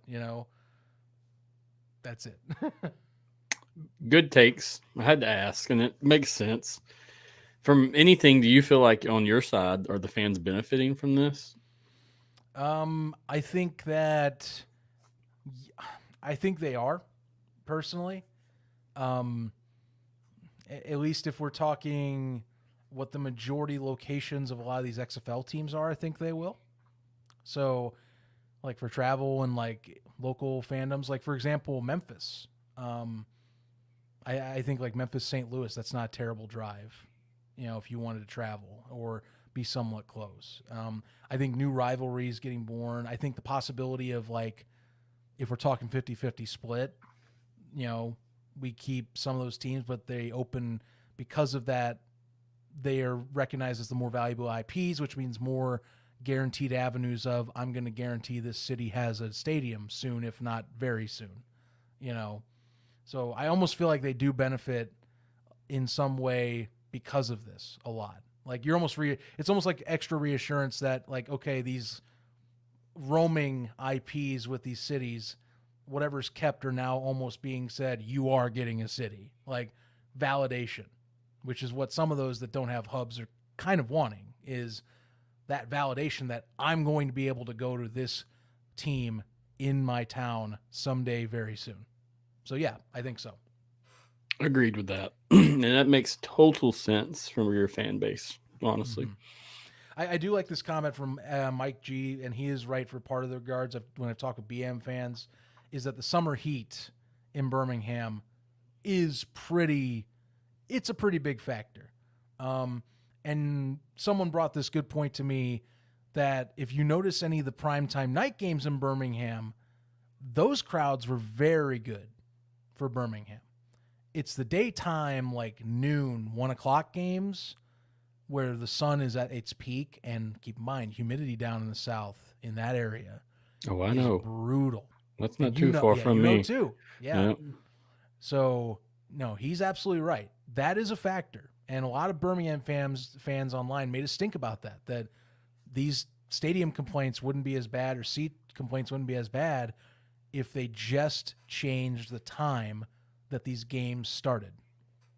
Makes sense. Easy fix too, right. From year to year at Easy least. Fix. Yep. Yeah, I mean, yeah, and it'll be a little more complicated because, like, with a merger now, you're not guaranteed. Like, Birmingham's not going to just always be in prime time. Yeah. If it is kept, but that was a main thing. Like, Birmingham, it's a good market. It's dedicated fan base, really good. But yeah, it gets hot, and people do respond to that heat more in that time of year. Yeah, no doubt. They don't want to be outside as much like that. Especially this last year. My Lord, it was tough. Yeah, Lordy indeed. Right. It's still tough down here in the afternoon, at least. Yeah. All right, I'm going to throw some questions and comments up, okay?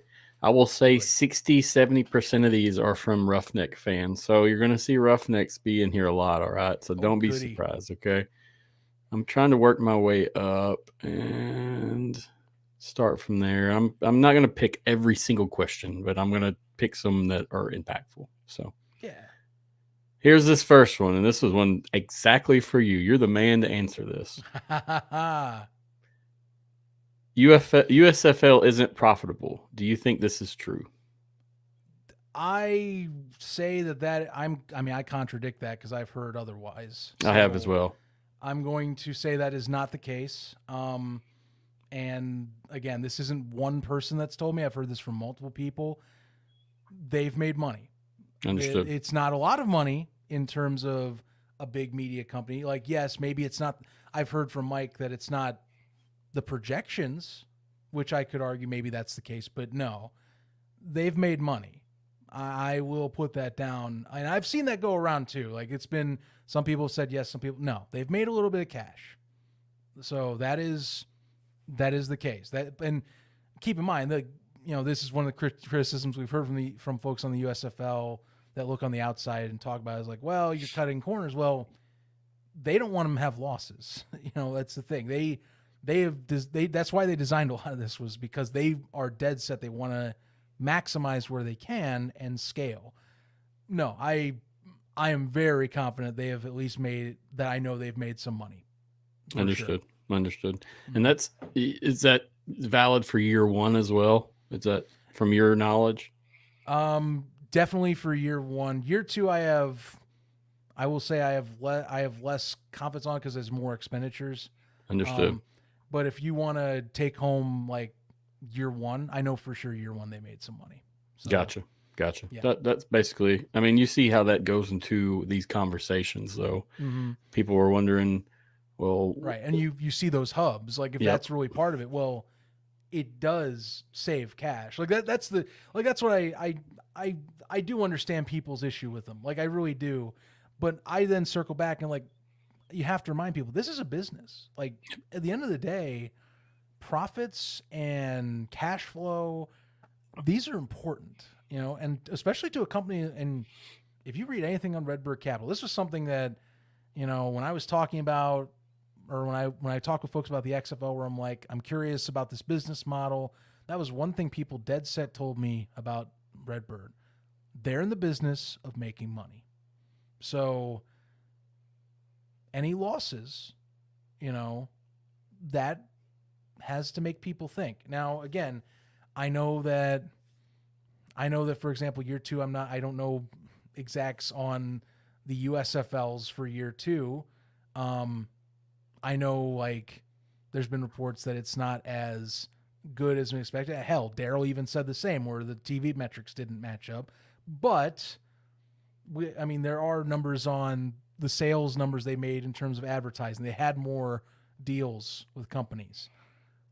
I'm confident year one they made money. Year two, I can say less so, but speculatively, either they came close or they made a slim margin. That's how I view. Because keep in mind, they also added more expenses when they went to extra hubs. Yep. So that's where I'm a little speculative, where I'm not 100% concrete. I know for a fact they made money year one. And that is multiple places I've been told they made something out of year one. Understood. Appreciate that. That's good guidance right there, because a lot of people are just, especially the XFL folks, we don't know that. We have to search for that. So I had to ask. Next up on the list, this is from Mike. I don't think this is this isn't you, Mike G, is it? I don't think so. It's There's a different a lot of Mike. Mikes on here. What's the thinking in the rumor of picking the Gamblers over the Roughnecks? Make it make sense. I've been thinking about this one a lot lately too, especially with the talks about that the Gamblers brand would take over that Houston market. I think there's two pieces that I have that are keys here. One is a little less so in terms of, I would say, impact, but it does matter in some regards. The main one to me is equality in terms of the 50-50 split, I think. And I have a feeling with the fact that you have more XFL teams that have stadium deals, including in Houston, that to preserve some 50-50 of teams having IP exist from the USFL, that's a market where they go, we concede one, you know? And keep in mind, if you look at, I would think in terms of some attendance metrics, I think that's part of it where you can say, all right, you know, I know Houston fandom, by the way, I love their fandom. It wasn't as big as it was in 2020. And I think they go, well, it wouldn't completely be a killer if we switch to the Gamblers. Also, and this is where this ties into part 2, the Gamblers do have some IP strength in terms of legacy branding. They were one of the more recognizable USFL brands from the 80s. Jim Kelly, the run and shoot, that stemmed as a popular reason to remember the Houston Gamblers. If the ref was on here right now, he lives in Houston, by the way, or the Houston metro area. He will swear to you that he has had more people recognize his Gamblers gear than they do Roughnecks gear. And that's a personal story. That doesn't mean the whole equation, but it is a brand that has been around the block a little longer, has NFL stars attached to it in terms of Hall of Fame talent that you could reference. And that's where I'm getting the second part. I do say that I think there are valid arguments from the core audience that recency bias should be put into place because, yes, the Roughnecks have been there since 2020 in terms of the populace, and they are recognized as an XFL brand. But I do think that those two factors, specifically, especially the equal IP representation, I think that's really going to be at play, and I think that's kind of it. When you have a combined, and not to mention a combined fight for a market that was going to take place with or without this merger, by the way, and then the fact that you already have 6 deals done without Houston, that's when I think they just said we would concede and that they could see the reasoning. And even in broadcast, you can reference the Gamblers' history there as well. But I get why it's not like everyone's cup of tea here, you know? Yeah. I'm just trying to put the pieces together. That's my make it make sense to me. I understand. That would happen. Yeah. So if for Mike in the purple logo, I know it's not Mike G. It's the best way I can differentiate. I hope that is a good answer, at least a good enough answer. I'm not going to say it's the perfect answer. No answer to me could be perfect there, but that's how I would justify it to where it makes enough sense to why that's happening. Understood. Or supposedly happening. Supposedly it's not confirmed because, again, that's reports. Let me keep myself honest. Supposedly, I'm going to leave it like that. I mean, you got to throw it in there. Throw it in there. Speculatively. Keep yourself safe. To be honest with myself, so I don't come off like that. Because, again, we started this combo in honesty, and I'm going to stay with my honest word in the way that is. That's how I justify it. So that's where Makes sense. Makes sense. I really don't have an answer for that. Being a Roughnecks fan, that's a tough one for me personally. Right. I mean, for you, like, this is a little different. I'm a Panthers fan, but, like, again, you know, I'm coming from the USFL side, so, like, I've been used to hubs for 2 years now, and I'm kind of I'm happy if we get a new one. For you, like, we knew this fight was coming. I mean, that's been a key discussion probably when we talk about these two, even on your side of things, I know, is because, like, what's the point of keeping another Houston branding that didn't get in market? The USFL should just concede and pick another IP, you know, which I did get that. But then there's others but yeah. Go ahead. Yeah. Go ahead. I'm no, sorry. My other thing was, but then I've actually seen a few people that are like, well, you can put them across town or something. But I'm like, the other one is the logic is like, no, you're better off just let's slow down. It's probably eventually you just pick one and the other would move on. But you know, that's a common discussion that has been taking place now for well over really 2 years, because it's been even talked about before the league started for the XFL last spring. So to be fair, I mean, even then the conversations were centered around where would they both play? Would they share a stadium? Would one be across town and one be here? What would happen when the USFL comes to town with the Gamblers?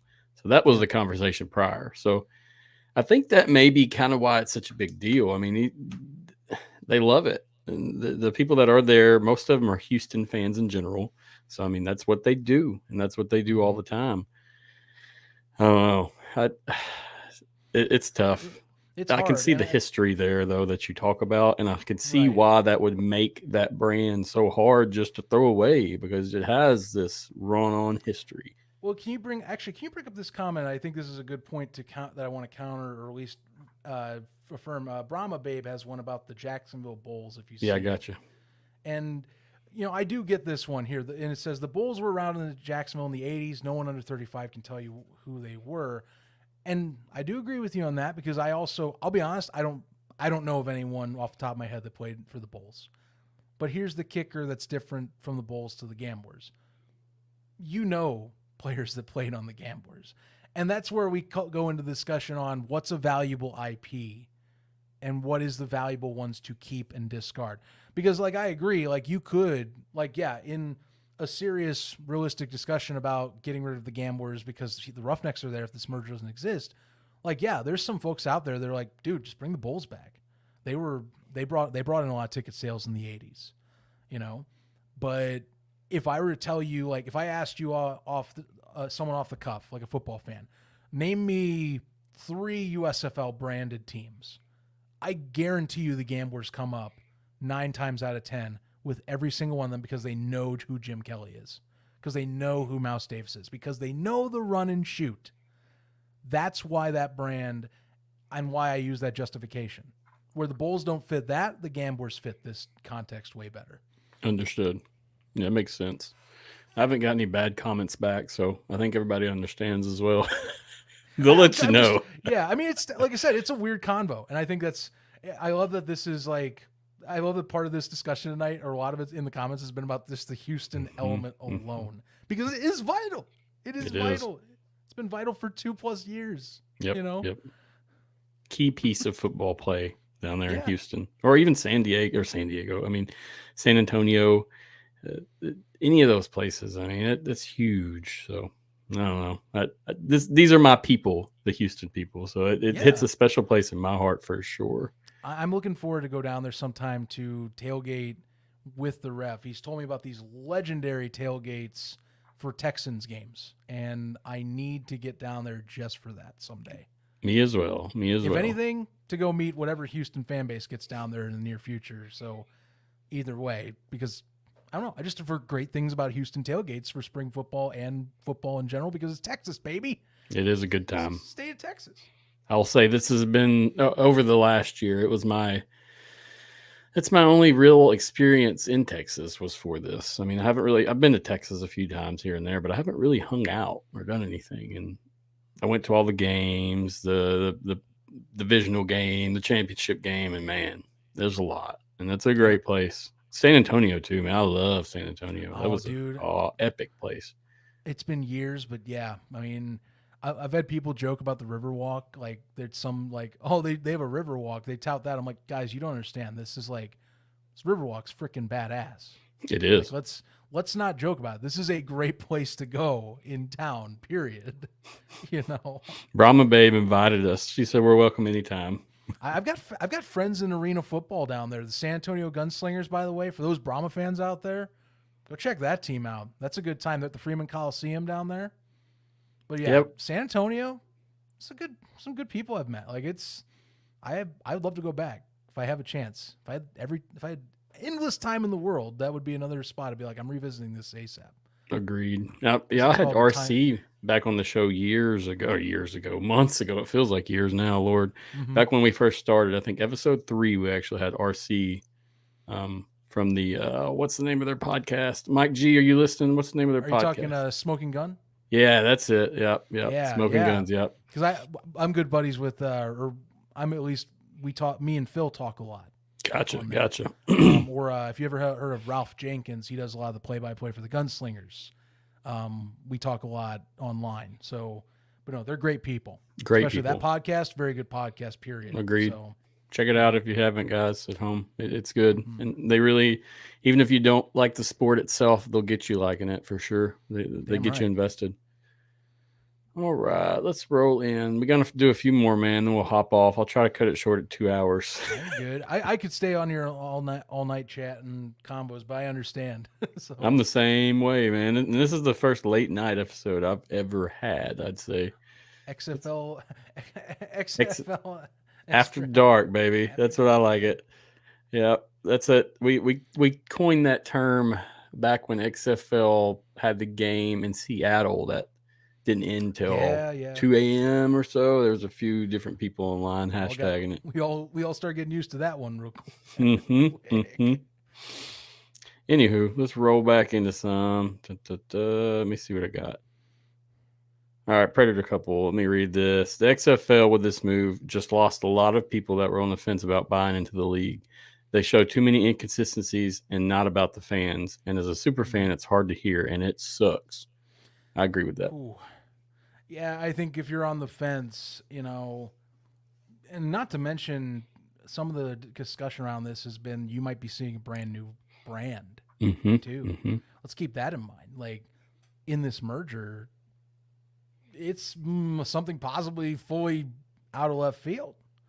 And that's a risk you are taking. I think that's part of the rich. Like when I talk about the loud or like what they hope is a loud vocal minority, not saying that Pred couple is that. I'm just telling you, in theory, that's what is the hope. I imagine in a merger is you have a minority set, but the majority still are, well, it's spring football, and so that's the sway.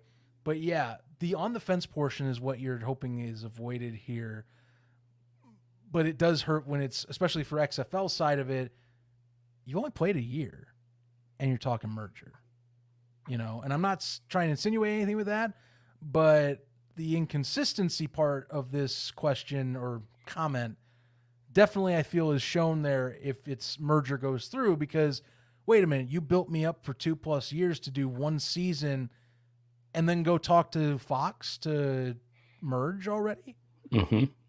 Like that's your what competition. You're hoping a lot of people forget, or don't want to talk about, but it is there. Like that is a valid point, more time, a lot more time still was like in the grand scheme of it, you had more time spent building up a brand and rebranding at that point too, just to say, hey buds, let's talk. It's post July 2nd, or I think it was July 2nd this year's championship. It's post July 2nd. What do you say we have a chat? I imagine that's not how it went, but if you want, what if it is though? What if it is? What have a talk over some stogies? Oh Lord, it's a round table. It's a round table, Zach. Oh my. I mean, my thing about it is whenever this season started with the XFL, and this was in the numbers. You could see this in the numbers, whether it be fan numbers, TV numbers, whatever. That second rendition, XFL 2.0, it was a hit. It didn't last long. It was a hit. But what you saw in that next rendition of XFL was half or more of the fans came back, and the other half said, no, we're not doing this. Sorry. And that's my opinion. They didn't have to do much marketing even with the actual XFL side, because you had these returning fans such as the Predator couple coming and ready to roll without you telling them anything or doing nothing. Mm-hmm. So I can see this comment here, and what they mean is, they're going to lose some fans in that area, I know, and there won't be any way around it. I do have a wonder if, and credit, I'm not saying this is like the end all be all for where a merger went, or like why some people had these thought or animosities towards this rebrand from 2.0, but like I really do wonder what happens if we go back and just say, what if Danny and Dwayne weren't as focused on making 3.0 its thing? Like, what if we didn't have a focus on the minimalism, black and white, drain the rock, hardcore look, or smoother look, and we just stuck with what we liked, even brandings too. Like, we don't rebrand the Dragons looks, we leave the Battlehawks stuff alone a little more, yada, yada, yada. I'm not saying it's all of it, but like there were people that did kind of go, whoa, what's all these changes for? Or whoa, you moved a market away. Yep. That's what we're talking, you know? Yep. Like, I mean, even with us knowing the New York market with the Guardians looked weird in the stadium, I do remember folks that were avidly revolting that they moved the Guardians to Orlando and said, bye-bye New York City. Like, yes, it was a vocal minority of people, but it still made people look and go, yeah, that's kind of interesting. You did just kind of move all this stuff around, you know, or you didn't repurpose, like someone the other day mentioned to me, you know, Orlando, what's a Guardian in Florida? And I'm like, I don't know. I mean, I can't give you a good answer how that relates to Florida, but it's what they chose. Like, I mean, what do I tell you there? You know, what do I say in that instance? Like, I can tell you the history of how that came to be. I can't tell you why that they said Guardian makes sense in Central Florida. I don't know. Yeah, it's part of the grand discussion. It's the past now, but like, I think it does play into the, like, you're talking some folks leave because, well, this isn't my 2.0. And I'm like, you might have a point, you know, like at least a little bit. I haven't thought about that totally, but I'm like, it was talked about back at the time, and here we are. Maybe we have something to say about it now, I guess. All right, let's roll on to another one. I prayed a couple. I see you got a few questions in the bank, so I'm going to wait. I'll get back to you. Let's not do that one.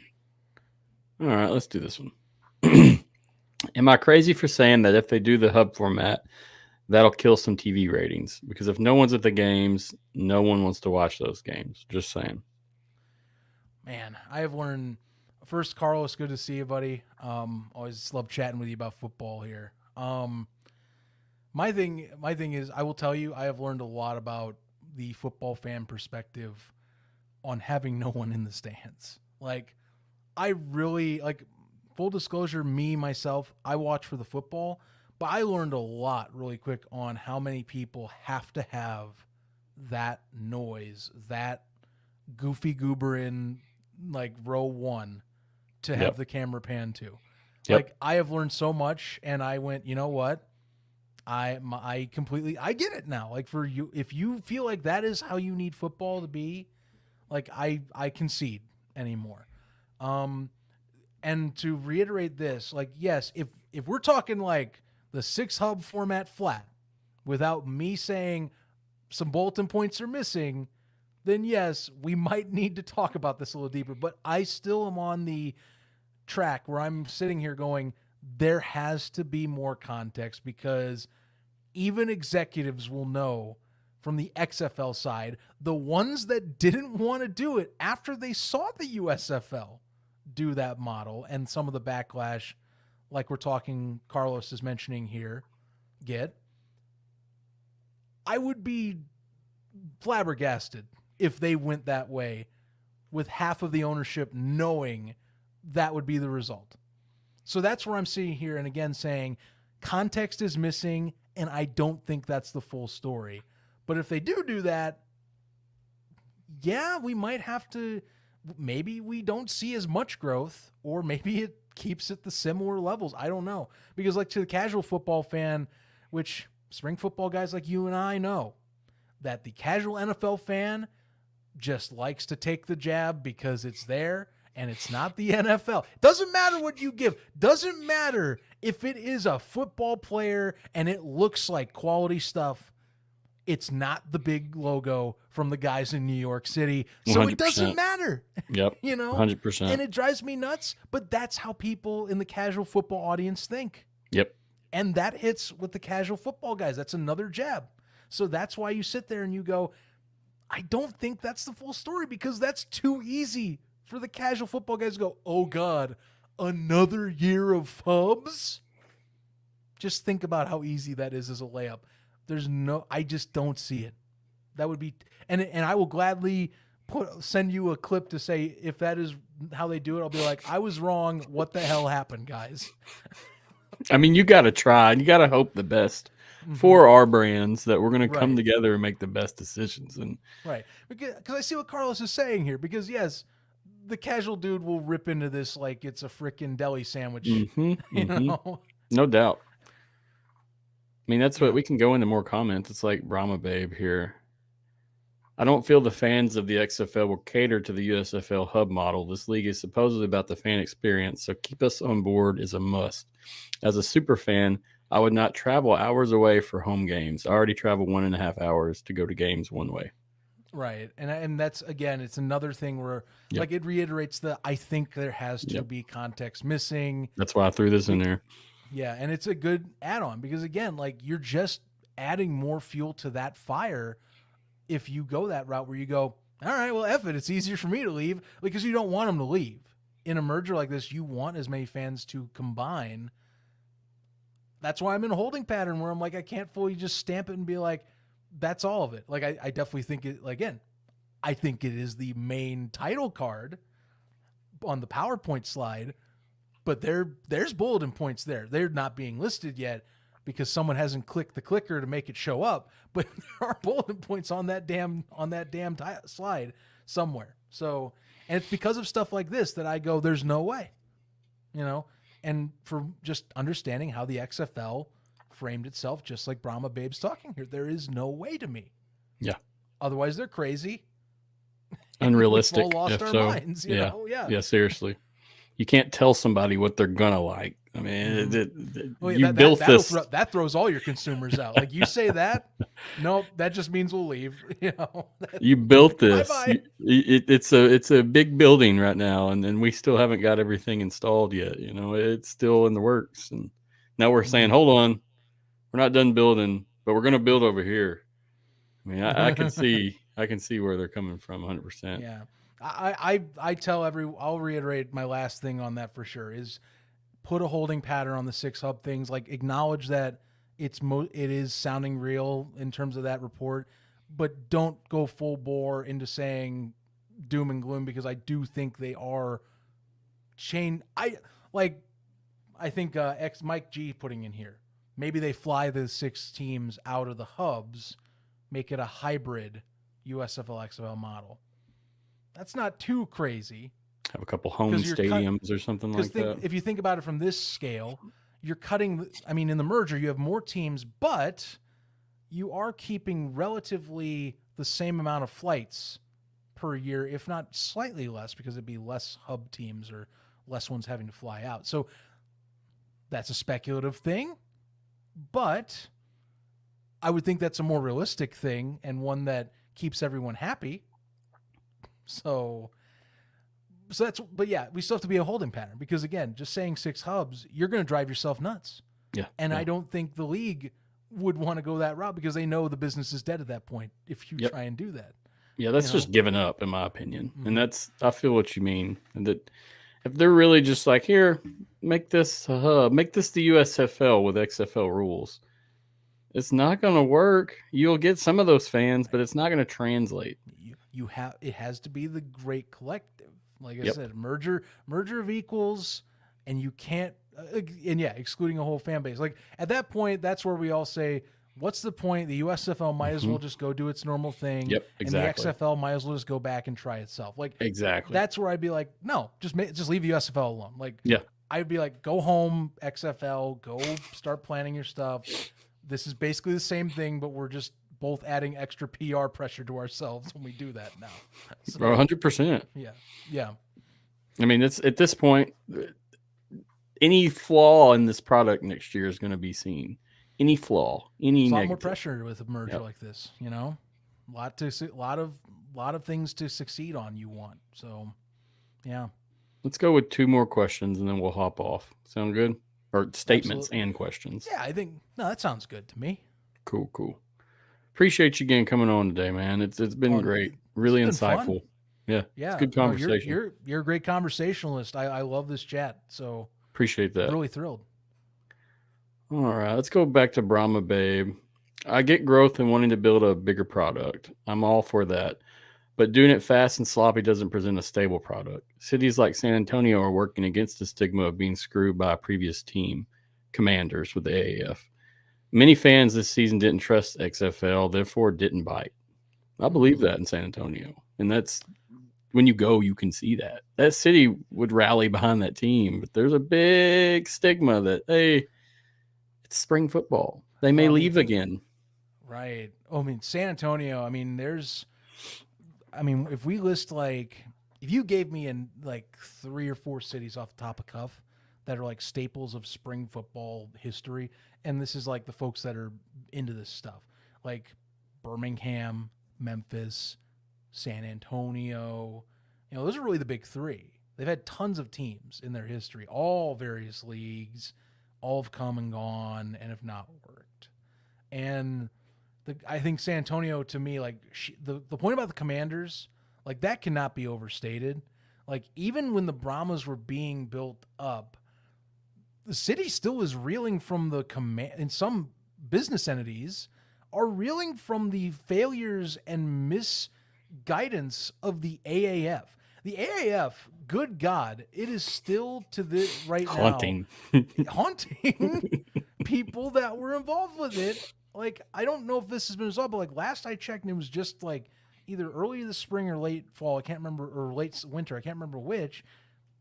Lawsuits are still being dealt with for the AAF for some of the stuff that was left behind. It has not been forgotten, especially San Antonio. I completely get in some regard, probably is not forgotten in terms of like officials and people that did get behind this, that were hardcore fans of the Commanders. They haven't forgotten, They had a team in their grasp that was in a complete organization that was completely bankrupt of some accountability and bankrupt, at least in terms of, I think, competence in how it was run. So that does hurt. You can add on, wasn't a winning team, which that's another argument I've heard from a few guys. Again, my buddies in San Antonio that love the Brahmas. A few of them say, well, San Antonio is a city that it only gets behind a true winner. And I'm like, maybe that is kind of true. I don't fully know. People, you're free, like Brahma Baby, you're free to talk on that. But I think the AAF point, it's weird to say that because it's been 4 years now, but the AAF still kind of lingers, and it still is a massive example of what the worst case scenario is for this going wrong with the wrong people in charge. 100%. Mm-hmm. Yep. So that is a bit of a factor there, because I fully believe in San Antonio as a market. I was shocked that post week 1, the numbers fell so hard as they did, even with the performance of the team. And I still believe in that market even after this past year. She said the stink definitely lingers. There you go. And if folks that live there will know the most. That's the thing. Especially if you're in touch with your community, you'll know. Definitely. You'll definitely know. And she said our schedule was crappy. Yeah. There were a few of those late games too. I'm not going to lie. I bet Seattle fans can argue that even more so too, given how that was, Man, in terms of people like Brahma Babe, she's another super fan. I don't know if I told you about her necessarily. She's right there with the Predator couple, except she's in San Antonio. No, I've seen her on broadcast too. I recognize the horns. Yep. Yeah, I definitely know who she is, and in that, I know that at least in a few hours of the collective group, I believe Jorge as well is one of them. Yep. Mm-hmm. And like I said, there's dedicated good guys out there. And some of these are also cross fans with the Gunslingers, by the way, in that arena team. Yep. That's a good group of folks that love alternative football. It just, the whole situation around the AAF with that lingering stink sucks though. And that's going to take some time, and that's where I'm like, with this merger, you keep San Antonio in some perspective. Again, the hub situation makes it iffy, but we got to wait on to me more details that would be revealed. But like, say the hypothesized like flyout scenario or whatever, like keep building there, like just keep showing. And this is what I tell Birmingham fans too, like keep showing you're still there. Because even Birmingham, remember, AAF city, they were still a reasonable audience, not as good as the Commanders, but they were still pretty good. They were one of the upper tier teams in attendance in the AAF, but they got burned as well. And I keep telling people, and even when I talk with folks that are fans in Birmingham that I am good buddies with, Keep coming back. Keep showing the community, hey, this isn't a joke. We're serious. We aren't leaving.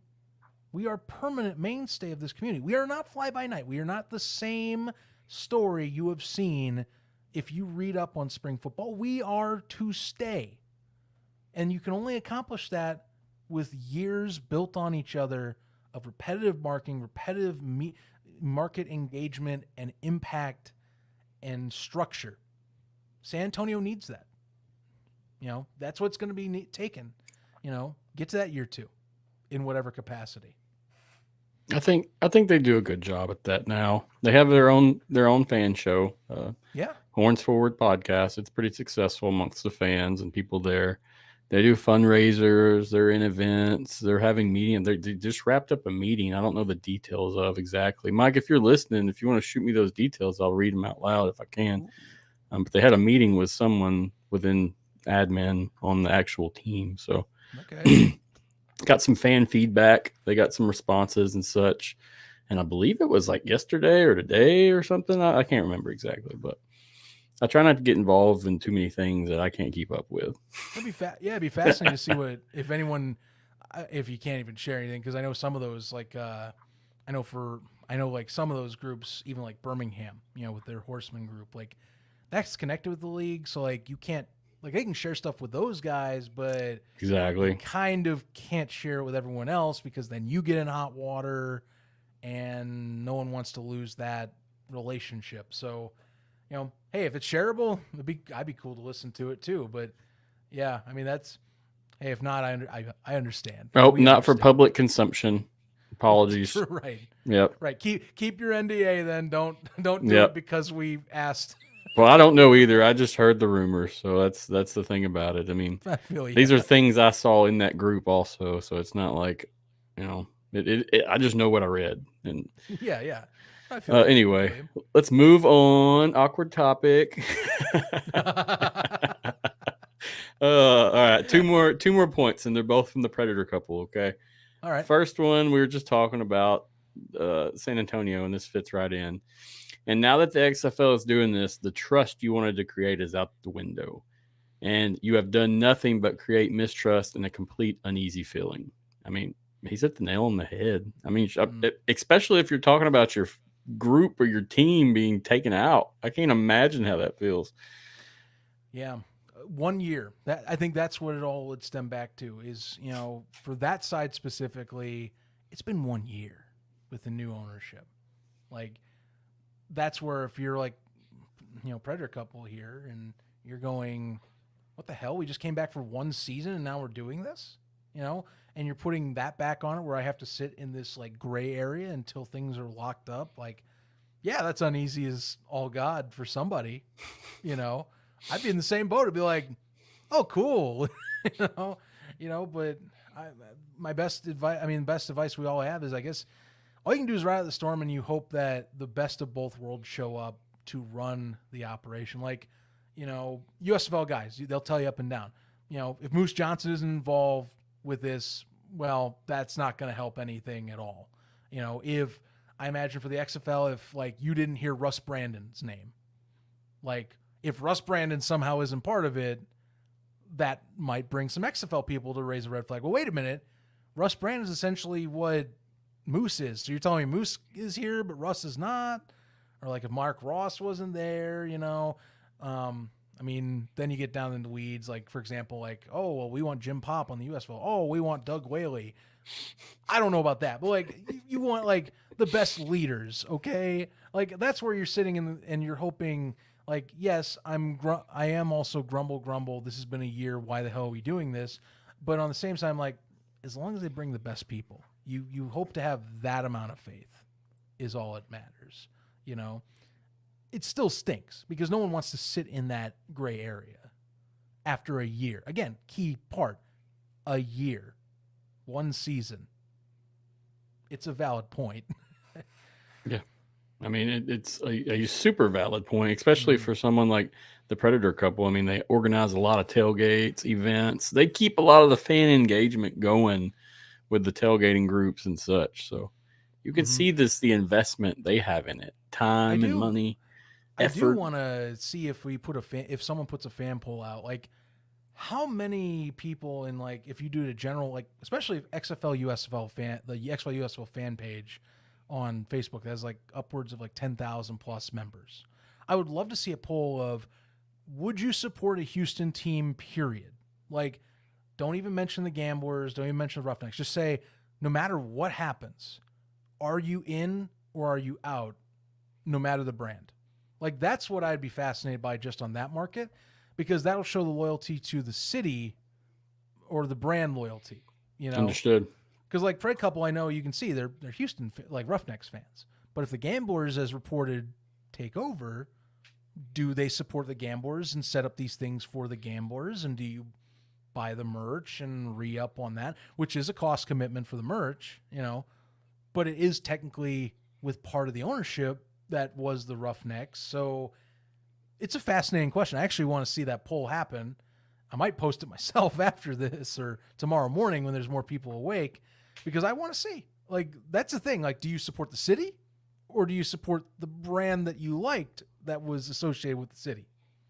You know? See, now I wasn't going to click this one, but I'm going to since we're already talking about it. Should the Gamblers and Roughnecks combine some players, coaches, and staff? I saw this one come up while we were talking. That's a tough question. And I mean, it would fit with the consolidation method, but the hard part is who stays is the deal. Yep. You know, because I mean, yeah, like Wade Phillips is going to probably fit better in the community, you know. But I mean, that's a tough one. That's a really tough one. Yeah. You know. There's a lot of questionable things playoff there. Roster, who won the division, who was not in the playoffs 2 years in a row. I get, we know who the stars are of each team, who the most important players are on those teams. Oh, sure. I mean, I'll tell you, as a Roughnecks fan, we lost the most important, and that was John Trey Kirkland. He is now, practice squad for the New Orleans Saints. Yeah.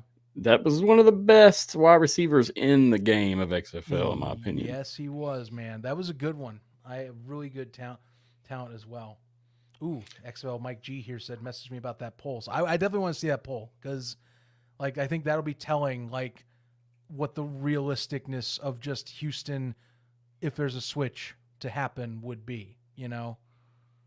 But agreed. That Carlos comment or question is that's a tricky one. It's so tough. Carlos got the good questions, man. Yeah. Well, it plays into ITL's talk about how you might see a skew on staffs, you know, which, keep in mind, I mean, I'm bringing this up because of the fact that it is going to be part of that discussion is, you know, also what might be the less expensive staff.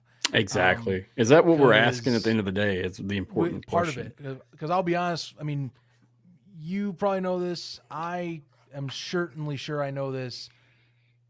Some of those XFL head coaches got paid some good money.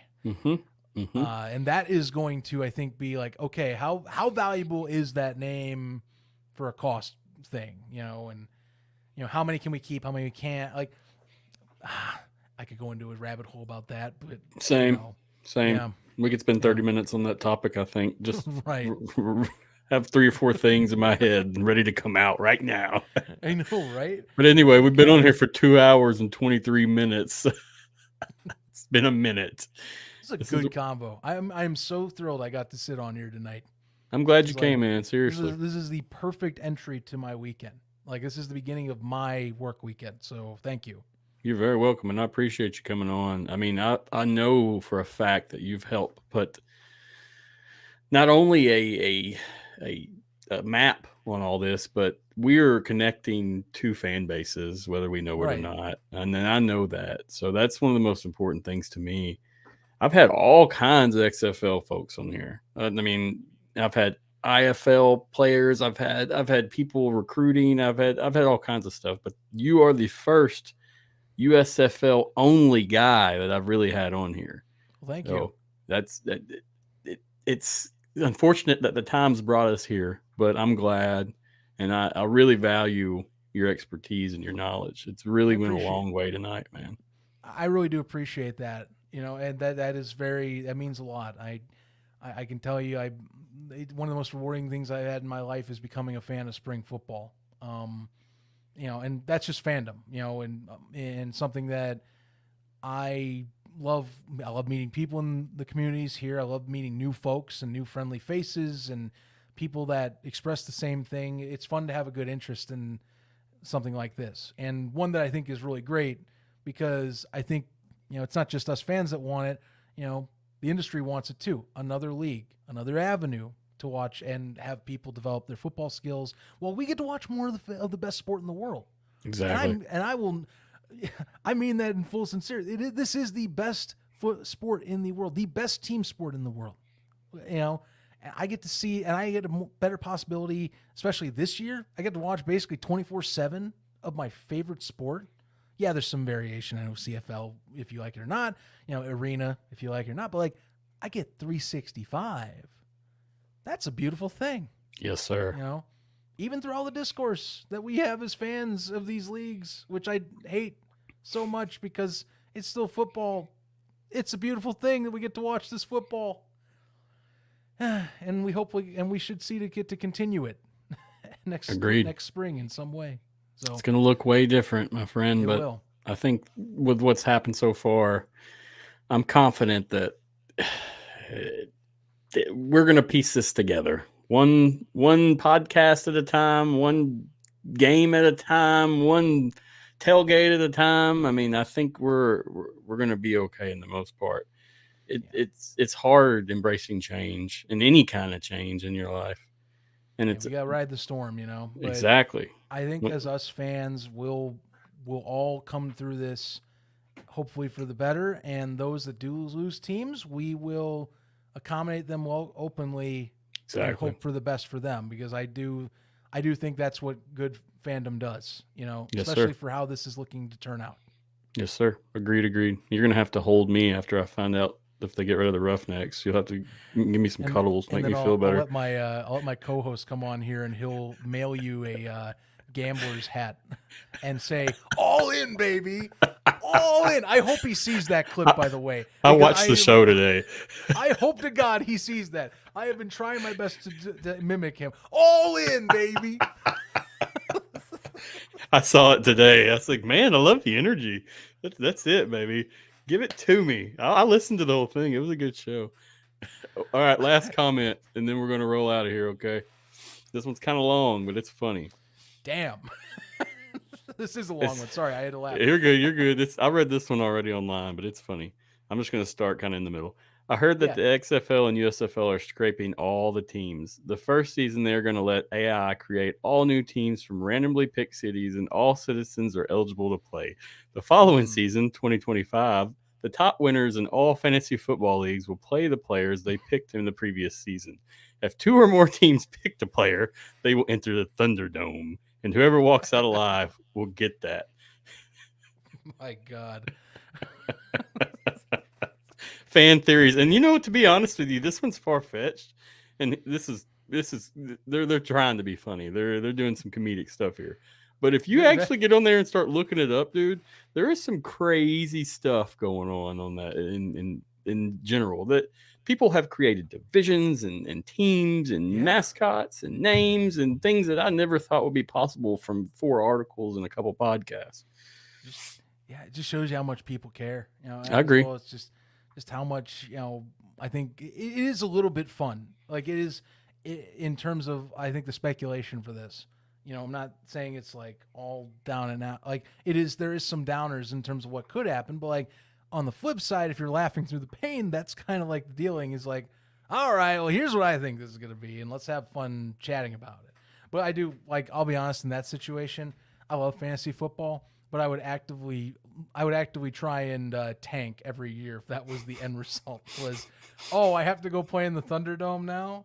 Gee, I guess I'll just put like everyone on my bench and maybe like a few on the IR.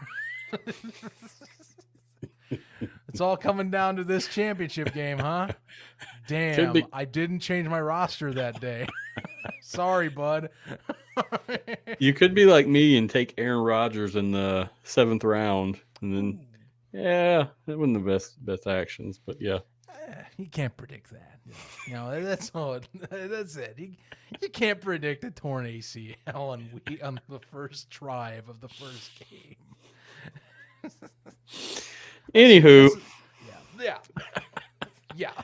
It's been fun, Zach, man. It really has, and I appreciate you again for coming on.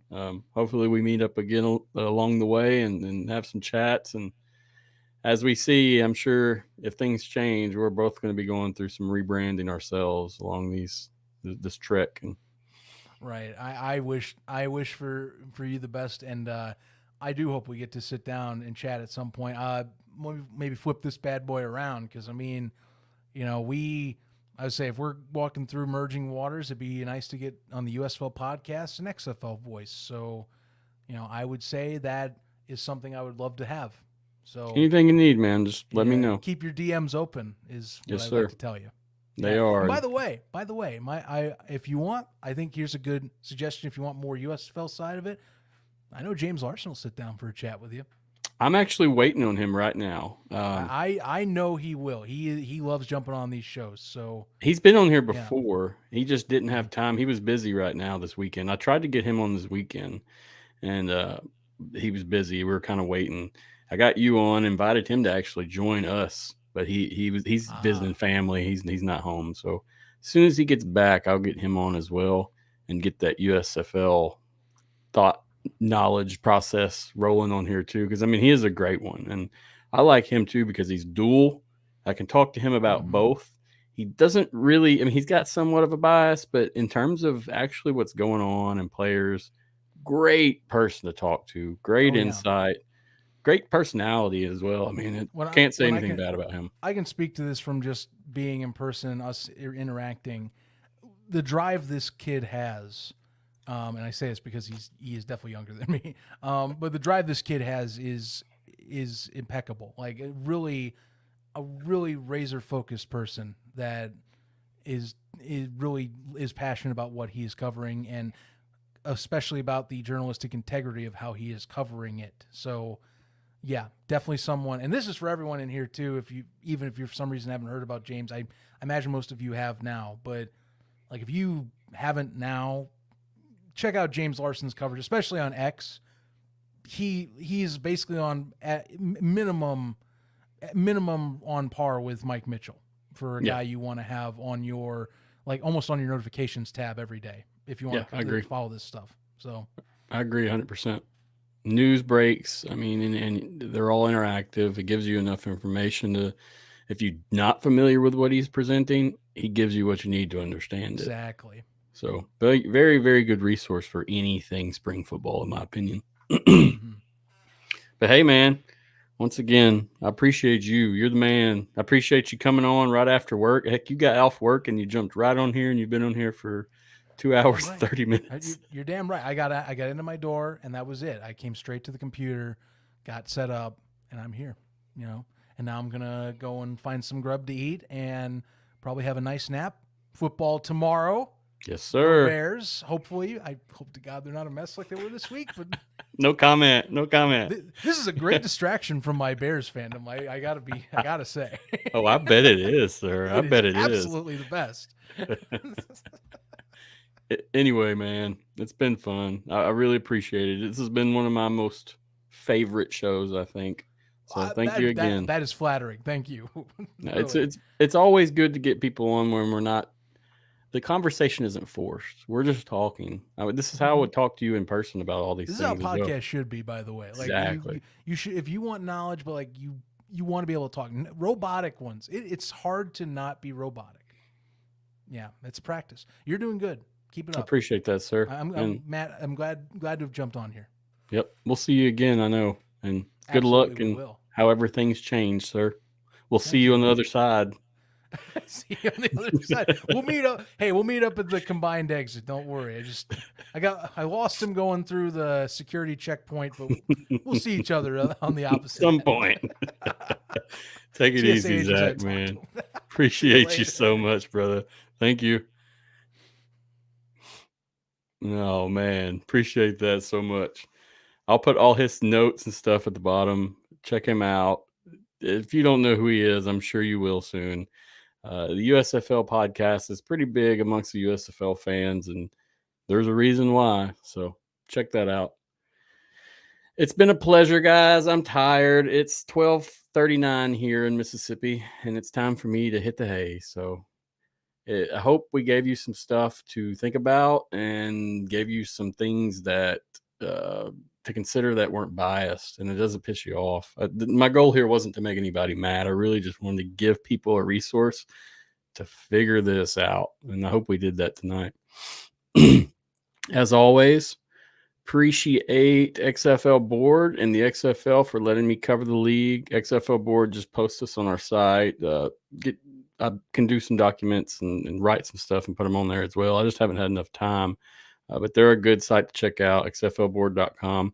And then XFL, once again, thank you for letting me cover. Hopefully we'll be continuing the coverage next season, I guess, whatever we're looking at. We'll be here. The show itself, we're going to embrace the change. I'm not sure what it's going to include, and I'm not sure where we'll end up, but we're going to embrace the change. I found that this spring football and the fandom here, it doesn't just go with the XFL or USFL. There's many, many more things going on to talk about.